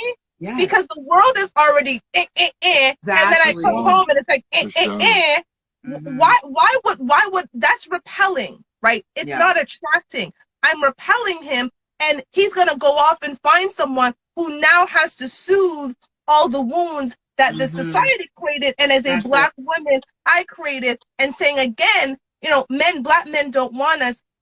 It's not true. It's not, and that too, like, black women need to stop. You're putting things into the universe. Yeah, stop saying that black men don't want a relationship. Oh, black men only want to date white women. Black men only want to don't like black women. Listen. And black men are prejudiced against black women. Stop it.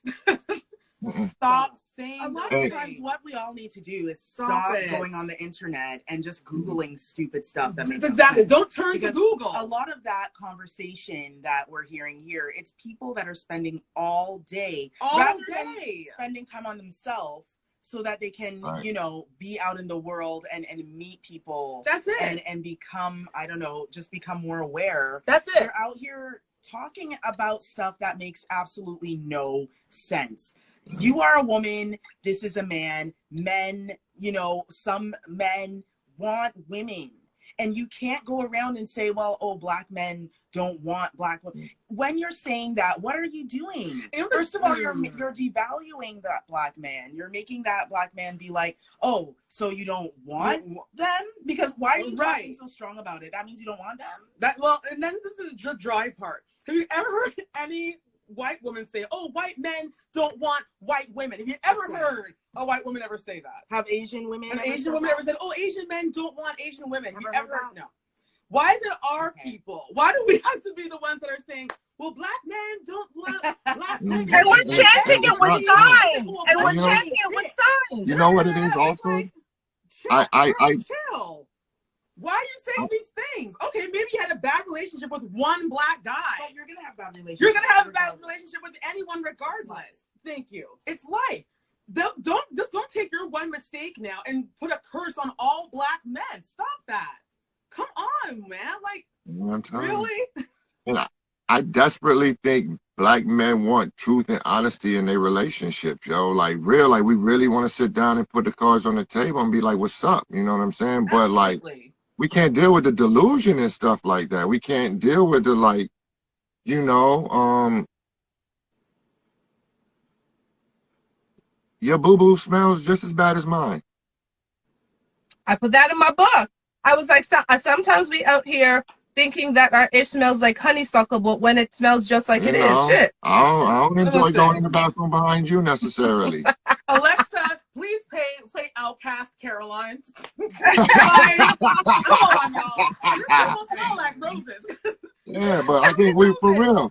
Like, I talk with my partners and stuff, and they really like, yo, I just want something real. Like, I really want to be able to call it for what it is. But like we say, like, lying to people is one thing. Lying to yourself is something completely different. Like, when you're lying to yourself, like, what can you do with that? And like the Chris Rock joke go, it's like, yeah, man, we lie more, but y'all tell bigger lies. Y'all do. It's true. It's true. And a lot of the first lie is to ourselves.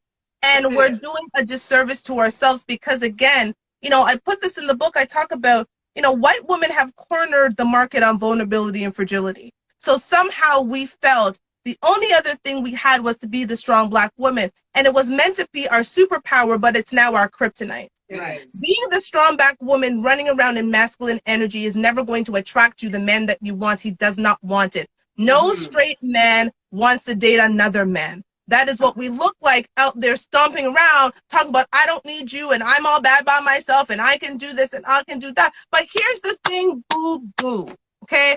When you are sleeping at night and you hear that noise that's coming from outside or going in, you go check it? Because let me tell you something. When I'm sleeping beside it, if I hear noise, I'm like, babe, did you hear that? No, you gonna handle that. But the strong feminist women are now out there like, am I supposed to get up in the night and leave him in the bed and I should go check for the noise? I guess I'm not doing it. I have a saying that I've been saying for a long time now, and I say it up till this very day, and men appreciate it. If I'm at a place and there is a heavy box, a heavy anything, I'm like, excuse me, kind sir, I am too pretty to pick up this box. Can you please pick that up for me? And they have the biggest smile on their face. You made his day. Exactly. He was of use that day. Yes. Exactly. And they will, you gave him a purpose and a way to assist you, and we relish in that. We relish in that. I know he was talking. He probably bought you up when he got home. Like, Shorty asked me to just help her with her box, you know, and I was like, of course I did it, you know. Like, again, you allowed him to service you. That's it. I remember these days women get mad when a man even holds the door open for them. I was on the side of a street one time, and I was standing there holding this thing, going into work, some paper stuff that we ordered, and I'm like holding it, standing at the side of the road waiting to cross the street. And some Irish guy came out of nowhere, and he's like, you know, I'm not going to do an Irish. Don't worry, I'm not going to ruin it. I'm not going to Irish accent. I'm not even going to try. We're going to try it. No. Rob is here. I don't want to embarrass myself. If it was just maybe the three of us, maybe I would try, but I don't want to embarrass myself. And he was like, can I help you with that? Where are you going? And I'm like, And at first I was like, should I just say, oh, I'm going across the street? But I looked and I'm like, you know what? This is heavy. So I'm like, sure, I'm just going across the street to that building over there. He's like, great. He walked me all the way up. All the way up 9. We went up 9 flights of stairs, not stairs, but 9, elevator floors. And he walked me right to the office. And he's like, should I just put it right here? I'm like, yes, thank you so much. He's like, not a problem. You have a great day. And no, what's wrong with that? What did he get out of that? I'm less of a female because I allowed someone to help me. I've had moments No, you where actually made the world better. You're actually making the world better. Because again, that man who has no ties to you, who owes you nothing, who has nothing to do with you, felt empowered by you allowing him to be a man for you. That's it. Thank you, Rob. Let us be men. Stop trying to do it for us. Thank you. As women, you be the woman. Let the man be the man. I have no desire. I have no desire to take his no desire, place. Girl. I don't want to take Zero out the garbage. desire. I don't want to change car oil. I don't want to wash my car. Let the man totally be the man. That's what he wants. strange He wants man. to do that. He wants to service you. What's wrong with He wanted to do it. He felt great being able to do that for you because that's how we are wired. That's how we're built. That's how they My show son, my 5-year-old son, anytime you're doing anything, he wants to know how he can help you. Yeah. Okay. Yeah. Exactly. Because that's how he's wired. Yeah. That is how he's wired. Exactly. I've had moments How can when I I help have you? guys that are in the front of a line. They look at me and say, you know what? Whatever she's getting, put it on my tab. Now, what am I supposed to do? What? Oh, no. I can pay for myself. I don't need you. I got my own money. I'm going to punch you out. I say, oh my gosh, thank you so much. Yeah. And I was like, no problem at all. And you know what? If you wanted to a donut or anything, go ahead, add it on my tab. Don't know this man from Adam. But he just wants to buy me a coffee and a donut, so I'm going to punch him out for that? And let me tell you something. I Let him took a large do it. coffee because it's like, well, if you're Let paying him for be a it, man I'm to going to you. upsize everything. So I upsized the coffee. And I took 2 donuts. And it's like, and we're going to wrap up in a bit, but it's like we talk about all the things that we want. Men actually want to give it to us. He sincerely wants to make my life better. Here's the thing. What I've said, and women need to think about it. What I give him, he gives back to me twofold. Exactly. What he gives me, I give back to him twofold. That is actually how energy flows. Yes. And a lot of us are looking at, well, if I give, we have some list and some count of whatever. What I give him isn't necessarily what he's going to give me back, but he's going to give me something back that's going to help me to be better. Exactly. There's not this tit for tat. And we need to stop in relationships with tit for tat. It is not just because I do this, he's got to do this, and he didn't do this. I do certain things for him, and he gives me something back to make my life better. It's not exactly the same thing, but it allows me to move in the space and be a better woman, be a better mother, and be a better girlfriend and future wife. Like, it allows me to move in that space. But we are doing this tit for tat and tit for tat, and we're not recognizing that we are different. Yes. The way we show love is different. The way we receive love is different. Our love languages are different. And therefore, the way I need to love him and the way he needs to love me is very different. But it doesn't mean that it's wrong. Right. And again, if there's something that I need from him, because, I was going through a really rough period, and he didn't actually know. And I told him, this is what I need from you. That's it. And he gave it. You opened your mouth and you told him. Because women, we feel like our men should be mind readers and automatically know what to do. I don't know what the hell. And that's the thing. He just said it. Sometimes men are floundering. They want to do, they don't know how to. And when we say a lot of no, let him be of service. He naturally wants to be of service to me. Exactly. He naturally wants to be of service to me, and I want to be of service to him. And so, like he said, we had to figure out me, even just serving him. And I take pride in that. I make him breakfast, lunch, and dinner, and I serve it to him. When I make food, he eats first. He's actually the breadwinner of our home. Why would I sit down and eat and serve him last? And he's got custody of 2 of his kids, and guess what? I'm also going to serve the kids. And then I will eat. because in order to make sure that my family is good, I gotta cultivate my family. Exactly. And so me going around, stomping around, calling you girls and be like, I can't believe he's not serving my food, and he's a, but girls, but I don't pay the rent, I don't pay for the car, I don't know nothing. Like, he goes to the mailbox and gets the bills, I don't look at none of them. For the first time, I moved out of my mama's house when I was 20. So the first time in 2 decades, I don't worry about certain things, and therefore he doesn't have to worry about certain things. Exactly. He doesn't need to, like, he doesn't have to worry what he's gonna eat for the day. He doesn't have to worry about his laundry getting done. He doesn't have to worry about ironing his clothes. He doesn't have to worry about appointments and calendars. Like, he doesn't like to do any of that. So guess what? I do it.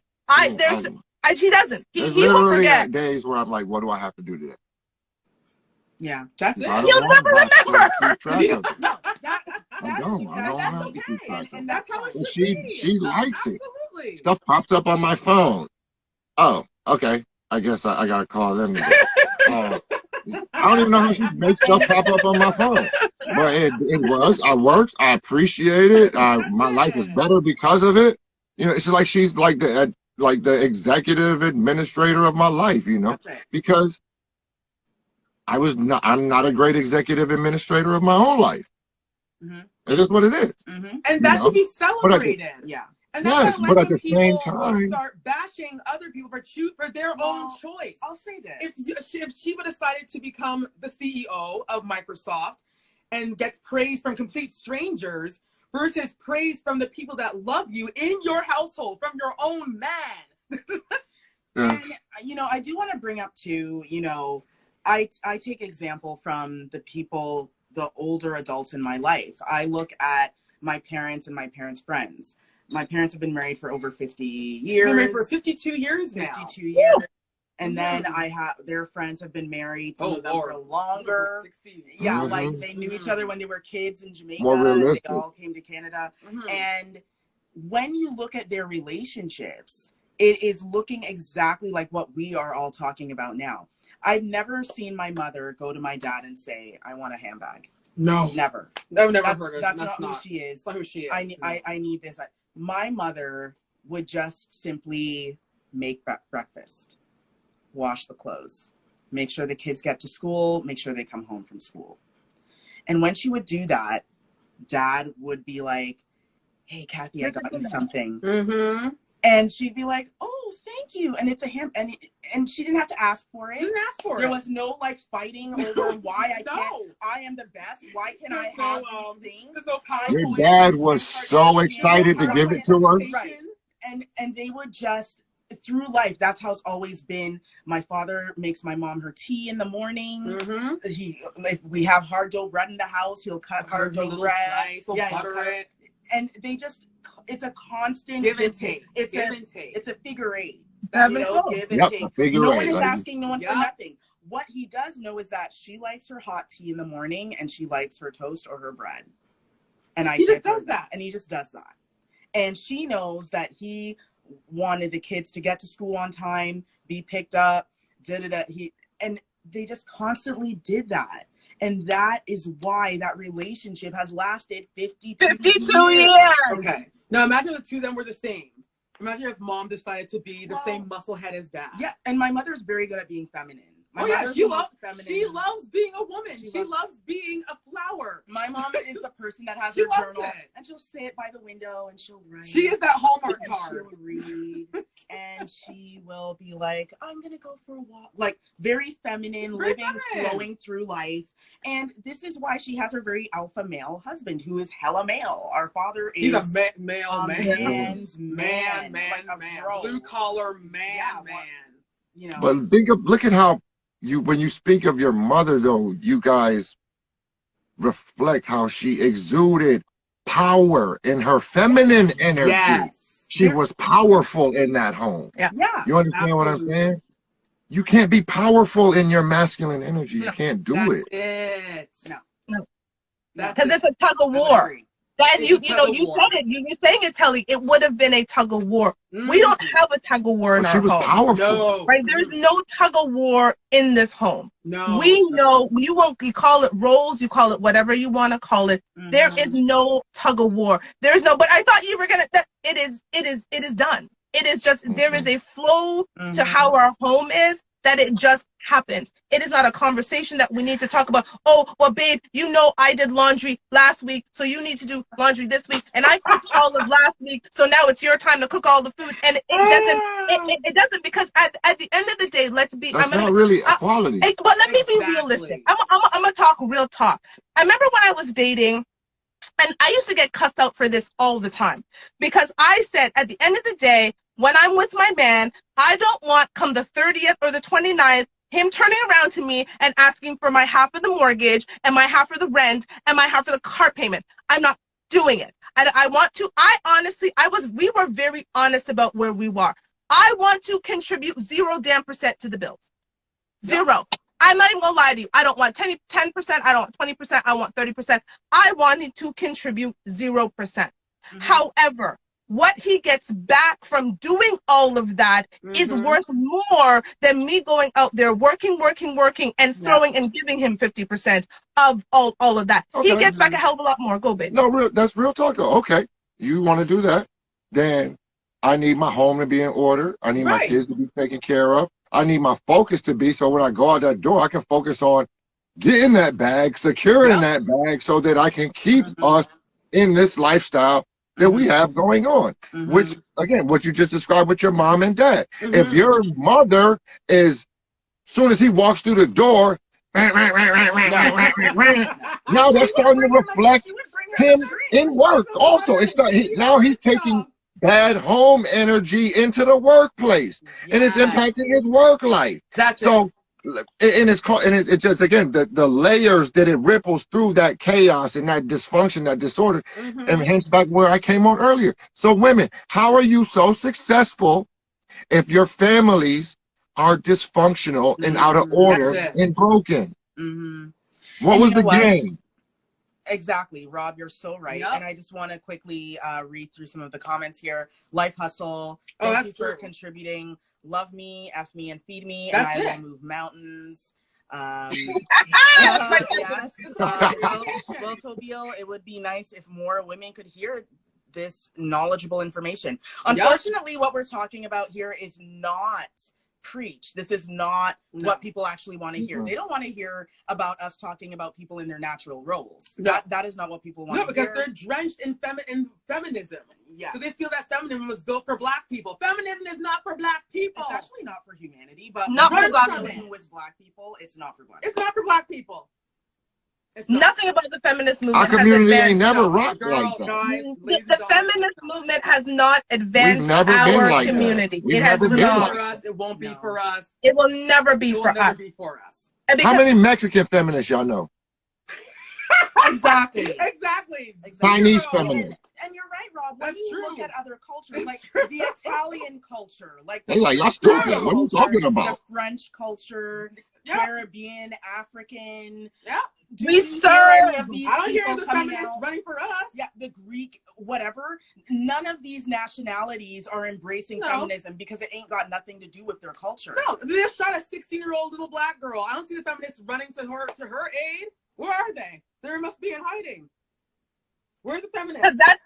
That don't seem too equal to me, right? And it's so true. And again, we're going to talk about it more on our show, but there is a disconnect between, and if you're an American Black woman, I'm going to be straight. There's a disconnect between American Black women and a lot of the rest of Black women, because the rest of us from different cultures look and go, that's how you doing? Your house isn't clean. Your kids aren't kept. Your man isn't happy. All of that, but you going out there talking like my cousin Life Hustle just said, you talking about you bad bitches. Yeah. How?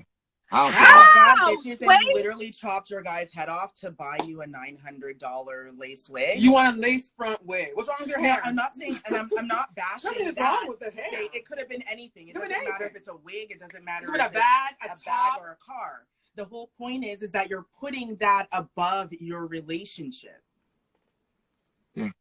And claiming bad bitch status. I'm a bad bitch, but again, when we see your man, he's unhappy. When we see your kids, they're unhappy. Your home life is unhappy, your man goes and tells many other men how unhappy he is. So now your business, which again, West Indian people, we don't want our African women, we don't want our business on the We street. don't want our business out there. My man is out here. He better not be telling nobody he's unhappy. Like, it is, I need, like, when his friends come in this house, they need to know that they're coming in a warm place. When his friends come here, I'm serving them. Do you want water? Do you want food? Do you want that? Because they come here in a happy place. I want them to leave feeling exactly how he feels when he goes out into the world.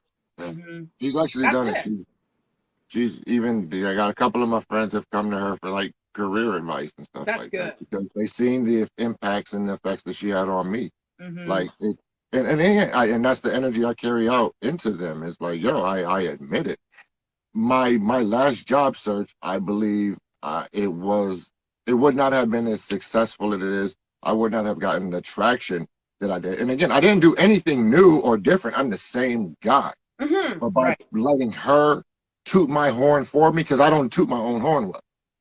But by letting her do it for me, it was a game-changing situation. It really, and again, it set the framework for, wow, you know, she's a helpmate to you. She is a helper to you. Why would I not want to facilitate her helping me? That's it. Of course, I'm excited about facilitating her helping me. She's helping me. That's it. And so I want to make helping me as easy as possible for her.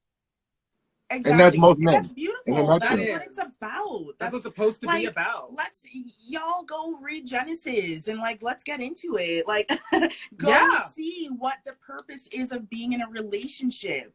What is the purpose? If you're not helping each other and if you're not having the conversations that are going to lift you up, then what are you doing? Just having sex and that's it? Like, there's more to this. I mean, yes, sex is a communicative thing, that's a part, but there's more to it than just physical things. There's so much to it. It goes deeper than that. And stop turning to Instagram and Google and all these places for your love advice. And if you have a problem with your husband or with your wife, single friends, and don't go to your vindictive single friends. And your friends that are in bad relationships, steer clear from them because they only want to drag you down as far as they have. Run them down. I think of a friend of mine in a conversation I had with him where he, and again, he's a guy that like in high school, he, you know, star athlete, stuff like that. He never really had a problem attracting women. But I remember him saying like, I only deal with like 5s and 6s now. And I was like, that's a little different. And he was like, dude, just the attitude, the attitude difference at that level is when you start getting into your quote unquote more attractive women. I'd rather deal with a less attractive woman who knows how to be a feminine woman, that knows how to be a woman and treat me like a man, as opposed to this she's got 75,000 likes and she's an attention whore, excuse me for lack of a better word, because she needs validation from several men to say, oh my God, you're so attractive, you're so beautiful, oh, I'm fawning over you. But what happens is, then you get her in your home, bro, and you're like, oh my God, she does nothing. She don't do none of the things that I expect my woman to do. Exactly. Like it's really dry. Oh, sorry, Rob, go ahead. No, I mean, it's and I think time after time, guys go through this and they get to a point where it's like, okay, that's not something I want to experience. Women also, you know, you kind of get to where it's, you know, you might have, okay, he makes $50 million a year, but the complaint department is closed when a man makes $50 million a year. He's not making no changes based on your feelings or your input or even your unhappiness. All of that. Or even your threatened to leave. All of that. Because I can, look, there's a line around the mansion of women that will take your place. Oh, yes. What? I'm one of them. I'll take that. I'll happily take the place. All those women out there who are married to these $500 million men, if you don't want them, I'm here. You're giving up your right to question his behavior, his intentions, all of that, because of the life he's providing for you. It's always a trade-off. There's a trade-off. It's always a trade-off. You know, and I think, you know, because we were so over time, but I do want to talk about this in 2 minutes of this idea of high value men. There's this new big thing about high value men, and high value men for a lot of these women are men who make six figures and allow them to do this, and the next thing. But the reality is a lot of women are not suited for a high value man. Just like he just said, a high, quote unquote, in that definition, because my man, being a man, is a high value man. Right. It ain't got nothing to do with how much money he makes. He supports our home. He makes my life. Someone that loves you and is loyal to you. He has value and provides in the best way that he can. That's a high value man that he has available. That is actually a high value. That's it. Has Thank you. Thank you. But it's being defined by no money. But the reality is, the $500,000 million, $50 million man, you don't have no say. He don't F your feelings for real. He don't want to hear what you got to say, because you got to remember 90% of women are competing for those 10% of men. Yep. And so therefore, baby girl, you are replaceable. Your feelings really do not matter. You don't like what happens in this home, in this life that I provide. Thank you so much. It's your turn is over. Next. Yep. And you have is that the relationship you want? Right. We're talking about like the 1%. How many Black men are in this number that are making the 50 million a year? Most of them are already taken. Oh yeah. Because they're like, you know, probably in their late 50s, 60s. Well, they have their and they've already found the woman exactly that loved them. That helped them build that. I helped them build that. Right. That helped them build that. Exactly. So you now are thinking that, well, if I just go out and put on some heels and put on some skinny jeans and a crop top and just walk around with my fake Chanel handbag, I'm going to snatch this $50 million a year man because I'm so hot. But you don't know, sorry, Carcy, but you don't know how to operate in the space of a $50 million a year man. That's the thing. That requires you to own your feminine energy. That requires you to serve. That requires you to submit. And there's a difference between submitting. There's nothing submissive about me, but I submit. Yeah, right. Because there's got to be, again, it's a transaction. You're giving, taking.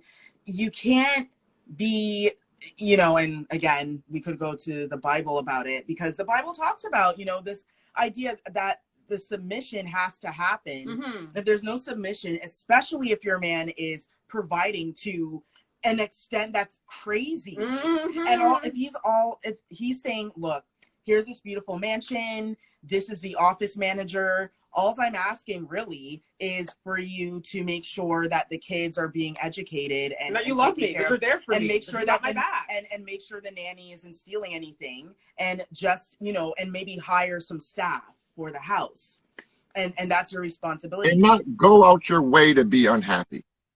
That's it. Right. Sometimes that's what's happening. Right. That's it. And the thing is that a lot of women that are saying this high value man rhetoric, they're also the women that want to go out and bust their bum at some kind of crappy job. And, you know, like, they're independent. I know that people are going to watch this back and they're going to be like, yeah, you're a bitch, but whatever. No, it's true. Why are you expecting the $50 million man to be like, okay, honey, yeah, you go work at Urban Outfitters and make like $10,000 a year and also take care of the house because I'm giving you the lifestyle of a $50 million woman? But I want to know what's up with that. Why do you even want to work? Girl, why? Because again, it's this idea of now I still be asleep. Retaining, girl. Facade of independence. Thank you. It's the facade. It's the facade of independence, right? It is this facade of I'm independent of him. Independence is singular. So be single, right? I am still an independent woman in the confines of a relationship where I submit and cleave to my man. There is nothing not independent about me. I have independent thought. I have independent actions. I am an independent because, again, I am a person. But I have no desire to go out there and prove something to him that's actually going to create dysfunction in our home. Me going out there trying to say, well, babe, do you know, I used to do this and I used to have this big title and I used to oversee all this stuff, and I'm going to go up there, do that.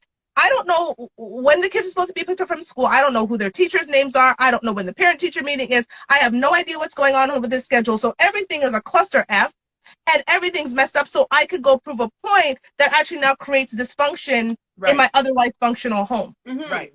Exactly. No desire for that. There's a question here. So Ross Smack is asking, how does one go out of their way of being unhappy? So I'll, Rob, if you could just, I guess, further elaborate on that great point that you made. I think that it's, and again, I think people in general can do that. Life, by kind of way what life works, is like that 80-20%.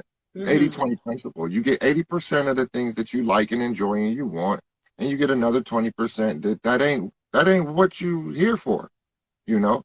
So when I say go out of your way to be unhappy, I think a person, when I speak of that, I think that to me, that's when a person focuses on the 20% rather than the 80%. And when you start looking for, you're looking for things to, like, again, there's a difference between your man staying out late and you going through his phone.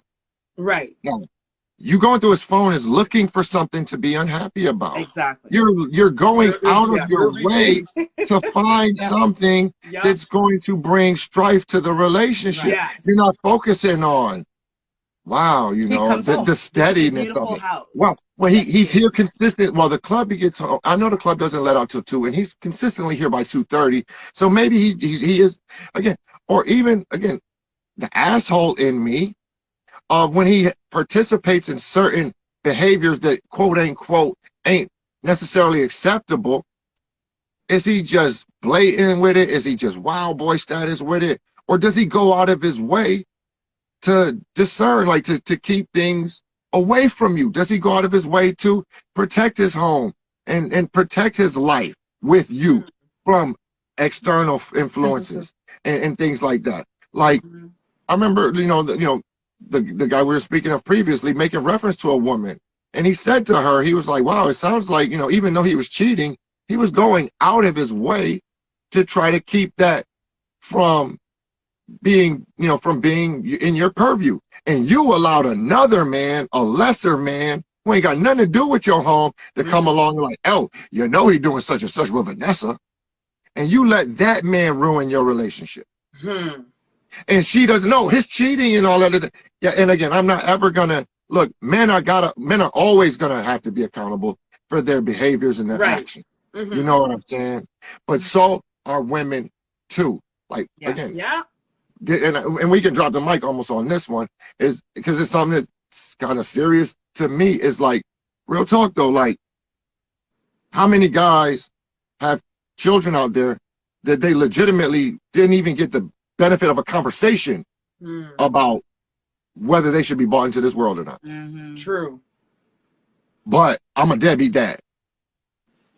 Like, I was talking with Sheba, and she was like, most women, you find out you're pregnant and you want to ask the man, oh, I'm pregnant, what are we going to do? What do you want me to do? The real question should be, if I have this baby, are you going to take care of it? That's it. Right.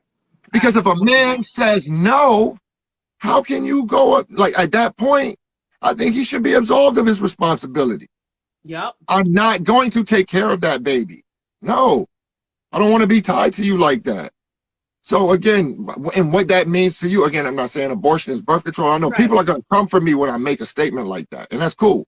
But real talk is like, there's cases where in our society, it feels like fatherhood was thrust upon a man who didn't want it. Yep. Don't come for me. I mean, it is what it is. And I'm not talking about myself or any of my children, but I got partners, like, real talk. Like, yo, I wasn't having sex to procreate, bro. And it happened, and I didn't have any choice. She told me she was pregnant. She told me she was having a baby, and I was a dad. And that was it. And that doesn't seem right to me. Yes. And again, it's that matter of, okay, this happened. How are we going to resolve this in a way where everyone feels like they were heard and respected? Right. Because everyone has a voice. And, we're out here saying, Black Lives Matter. We're out here saying Black voices matter, but we're not willing to listen to each other. No. No, it's true. We want everyone to listen to us, but we don't want to listen to each other. Because the reality, we got a lot of conversation now. Right, a lot of the reality is people ask questions to get the answer they want back to the question. Yep. They don't actually want to hear that, it's like, and again, 2 minutes will wrap up, but remember when we did that episode with the Kevin Samuels, and the girl wanted to talk about her 6-figure man and all of her standards, and when Kevin gave her his real advice that she had called in to ask for, she didn't want it because it did not fit the narrative of what she was looking for. Exactly. And so that is not how communication works. There are times I ask him something, I don't like the answer, but it's the answer that he wanted to give me, so I have to respect that answer. Exactly. Now we're going to have to work through how do we try to, if we can compromise, because sometimes I just got to let go. It ain't that important. It's okay, baby, you got this one. It is not that important. And a lot of the times, again, we're asking these questions, actually looking for answers to validate what we want. So when we get the real answer, we're like, no. Well, don't ask the question. And so that is the thing. Like, again, this morning, I was upset at him for something because we were supposed to do something and it had to be canceled. I cussed him on my head, but we compromised. I was like, listen, I know you're tired. You can't do it. So let's have a compromise. Not a big deal. It's not even worth the strife for me to argue about it, because in the grand scheme of things, everything else is fine. Right. So why would I take this little moment to be unhappy when the rest of everything is fine? Because guess what? We're walking back to a home you pay for. I don't. I'm walking back to being able, he says, babe, focus on the talk show, focus on the radio show, focus on your books, focus on, the kids. But like that is, you don't need, he says to me, I asked him a question yesterday about something. He's like, why are you worried about that? You don't have to pay for it. Okay, cool. Thank you. It. Yeah. You That's want it. to I gotta your take care of focus it. on the other things. So why would I focus on the 20% of things that are not quote unquote right when everything else? I sleep well at night. I know where he is. I know where he's coming home. I don't have those issues. But a lot of the times we're so focused on that 20, that is how we're making ourselves unhappy. I have the password to his phone. He will tell you I've never gone through it. I would rather, if I feel something about it, I'll have a conversation with him. But I've never purposely picked up his phone and put in the code and just started scrolling. Because now I'm looking for something. Yeah, when and you know what? he's right and beside naturally, Fierce is saying the right thing Yep. here. People create narratives in their head, and it's not real real life. life. So you will look for something. Yep. If you find a conversation in a text, and the conversation is really between him and his platonic friend, you're going to look for something, and it's like, oh, yeah, this word here, yes, this word means cheating. They're so, reaching. yeah, they're cheating. Yep. Like, Yep. you make They things reach up. for it. Making things up as if they want to get their spouse or their lover in trouble. Yes. So they want to pick a fight. Because they want to be unhappy. Yeah. And I've chosen happiness. Girl, when every I time. made the decision to Every be here time. with him, I chose happiness. Every And in time. order to maintain the happiness we have in our home, we have to move a certain way, but we decide together how that is. It ain't, again, this idea of 50-50, that's actually not how a relationship works. It's the give and take. Yeah. A relationship is actually give and take. Again, there is no checklist of things. I'm like, babe, I do this. Again, I cooked 3 weeks in a row. You haven't cooked one day. And what kind of man are you? And you clearly don't care about me. And you don't care about this. Again, I sleep at night in a house. I don't have to worry about how it's paid for. That's it. I get from A to B, and I've been here for 3 months. Yesterday was the first day I drove. And that's because he was tired, and we were, he naturally opens the door and goes, babe, I got you. Yep. I've been driving since I was 19. And for a lot of women, that's me giving away my power, but that's me having him take care of me the way he knows how. Because I take care of him the way I know how, and that works for me, and it works for us. And that is why, ladies, after meeting each other less than 6 months ago, he knew within a week that he wanted to be together. And he knew within like 2 months, he didn't want us to live in different places. So our 6-month anniversary is April 28th, and I've been living here since February 3rd. And if it was up to him, I would have been here on January 1st. Right? Because he knows. So going out and saying black men don't want to commit and black men don't want relationships and black men who this and that that is so untrue, because again, I have the prototype of a Black man that women say that they want, and he's wanted nothing but a relationship. Listen, and it's nature, of course. We are meant to be in relationships. Like, to say that a specific race doesn't want a real relationship is actually ridiculous. It's against science. It makes no sense. It doesn't make no sense. Let's stop. Let's stop this rhetoric right now. Listen, you guys, this is what people need to stop doing. First of all, stop watching Maury Povich. Stop watching it. Cancel your cable. Yeah, stop watching these ridiculous shows that shows Black people in a bad light. Yeah, cancel that. Stop Especially it. Black relationships. Especially Black relationships. They're making people look like, they're making us look like fools. They're making Black men look like they can't commit. They're making Black women look like we don't know who our father is and all this foolishness. Stop watching Maury Povich. It's true. Stop it. Unsubscribe from that. I true that. And tap into the reality of what is actually going on. Tap into relationships like your parents that have lasted 52 years. Tap into really looking and seeing, again, that Black man who will take the thing off the shelf for you as a stranger because that's how his acts of service is. Exactly. Take the fact there's a Black man who looks at you and smiles at you because he wants you to have a better day. Take it to as a Black man who wants to nurture you, because of the reality is Black women are saying Black men are misogynistic and, you know, they don't want to smile at a Black man, but guarantee when they're in danger, they're not looking at the white or the Asian man to help them. They're looking at the Black man. Yep. But Black men have no say in how Black women should operate. But when you need help, you're going to the same men you've ostracized and told they're not good enough for you, and told all of that. Because again, at night when we hear a noise, my ass is snuggling in bed. Hell no. He gonna do it. I am not that strong and independent, and nor do I want to be. I don't want that. That is not what I want for myself. I want to be loved and cared and nurtured. And you know, he said something to me, and I keep saying we're gonna wrap up, but people keep coming in and like piping in, and this is great. You know, he said something to me, you know, and he said, "Babe, you are worth my best." We're in a conversation. I forgot what I was talking about, and it was a moment in our relationship that I just stopped. He said, "Baby, you are worth my best." And every day since those words, he's shown me that, because I allow him to.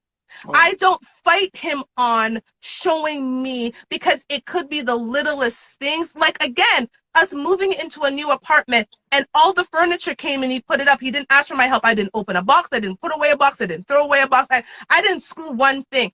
As a woman who's lived on our home since she was 20 years old, I've done all of those things. Yes, I can put together furniture. Yes, I know how to screw this. Yes, I can. But that's not that's what he does. And he was happy to do it. And that was his way of showing and caring and being like, you make this house a home, and I'm going to give you a home to take care of. Exactly. That's kind of the agreement. Yeah, that's kind of traditional as it gets. That's kind of the agreement that men and women, I think, when they're honest, want. It's like, yo, I'll provide the home. I mean, I'll provide the house. You make it a home. That's it. And that's the balance that we've had without even having to really have that conversation. Again, I'm the CEO of this home. And so everything that happens in this home, I need to cultivate to make sure that everything here grows and blossom and is good. Why would I take that energy and give it to the outside world to drain me so that when I come home, I have nothing to give my family? The kids can't get anything from me. He can't get anything from me because I'm absolutely drained. So I decided to trade that in and say, thank you, corporate world. It's been fun, but I'm going to cultivate my family and I'm going to serve my family. And that is a role, because when the kids go out into the world, they are a reflection of us. You guys are an amazing reflection of the sacrifices and what your parents have done. Your mother stepping away from her corporate job to say, my home and my family and that dynamic is important. And I can guarantee she hasn't regretted a day. I haven't regretted a day of being able to say, I'm going to put that aside to make sure that we have an agreement that he says, baby, he said to me, I will take 3 jobs before I let you take 1. Because this dynamic works in our home. And what I was going to say is, like, if you think from a child's perspective, what more positive things can they say about their parents other than, My daddy make money and my mama pretty. What kid doesn't want to say that? All of that. So true. All of that.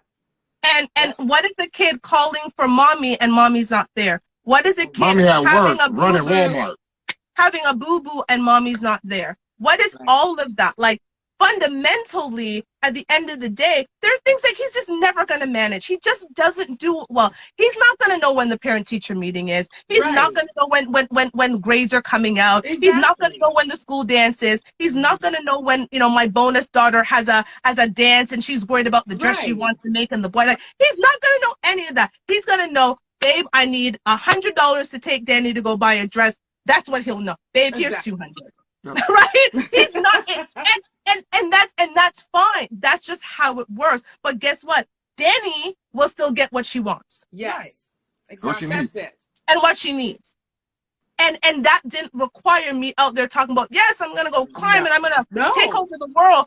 I listen, as I said, I traded in being a dispensable CEO in a company that would literally get rid of me. Like, honestly, my job posting would be up before my obituary.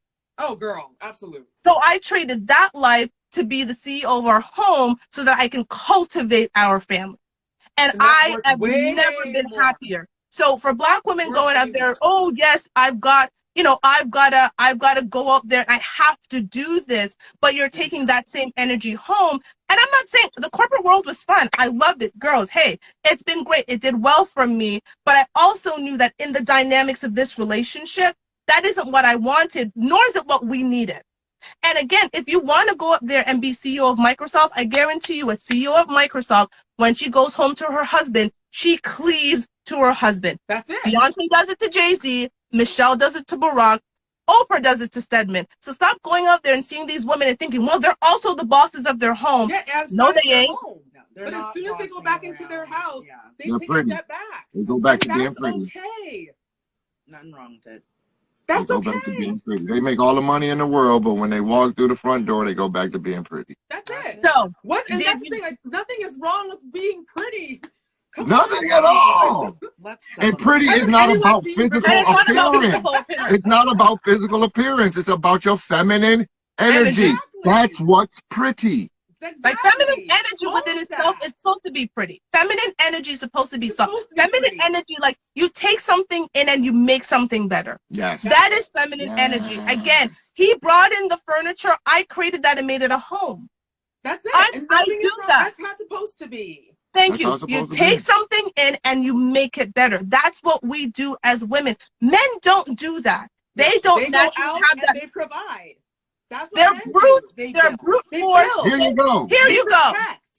That's what they do. Here's the meat.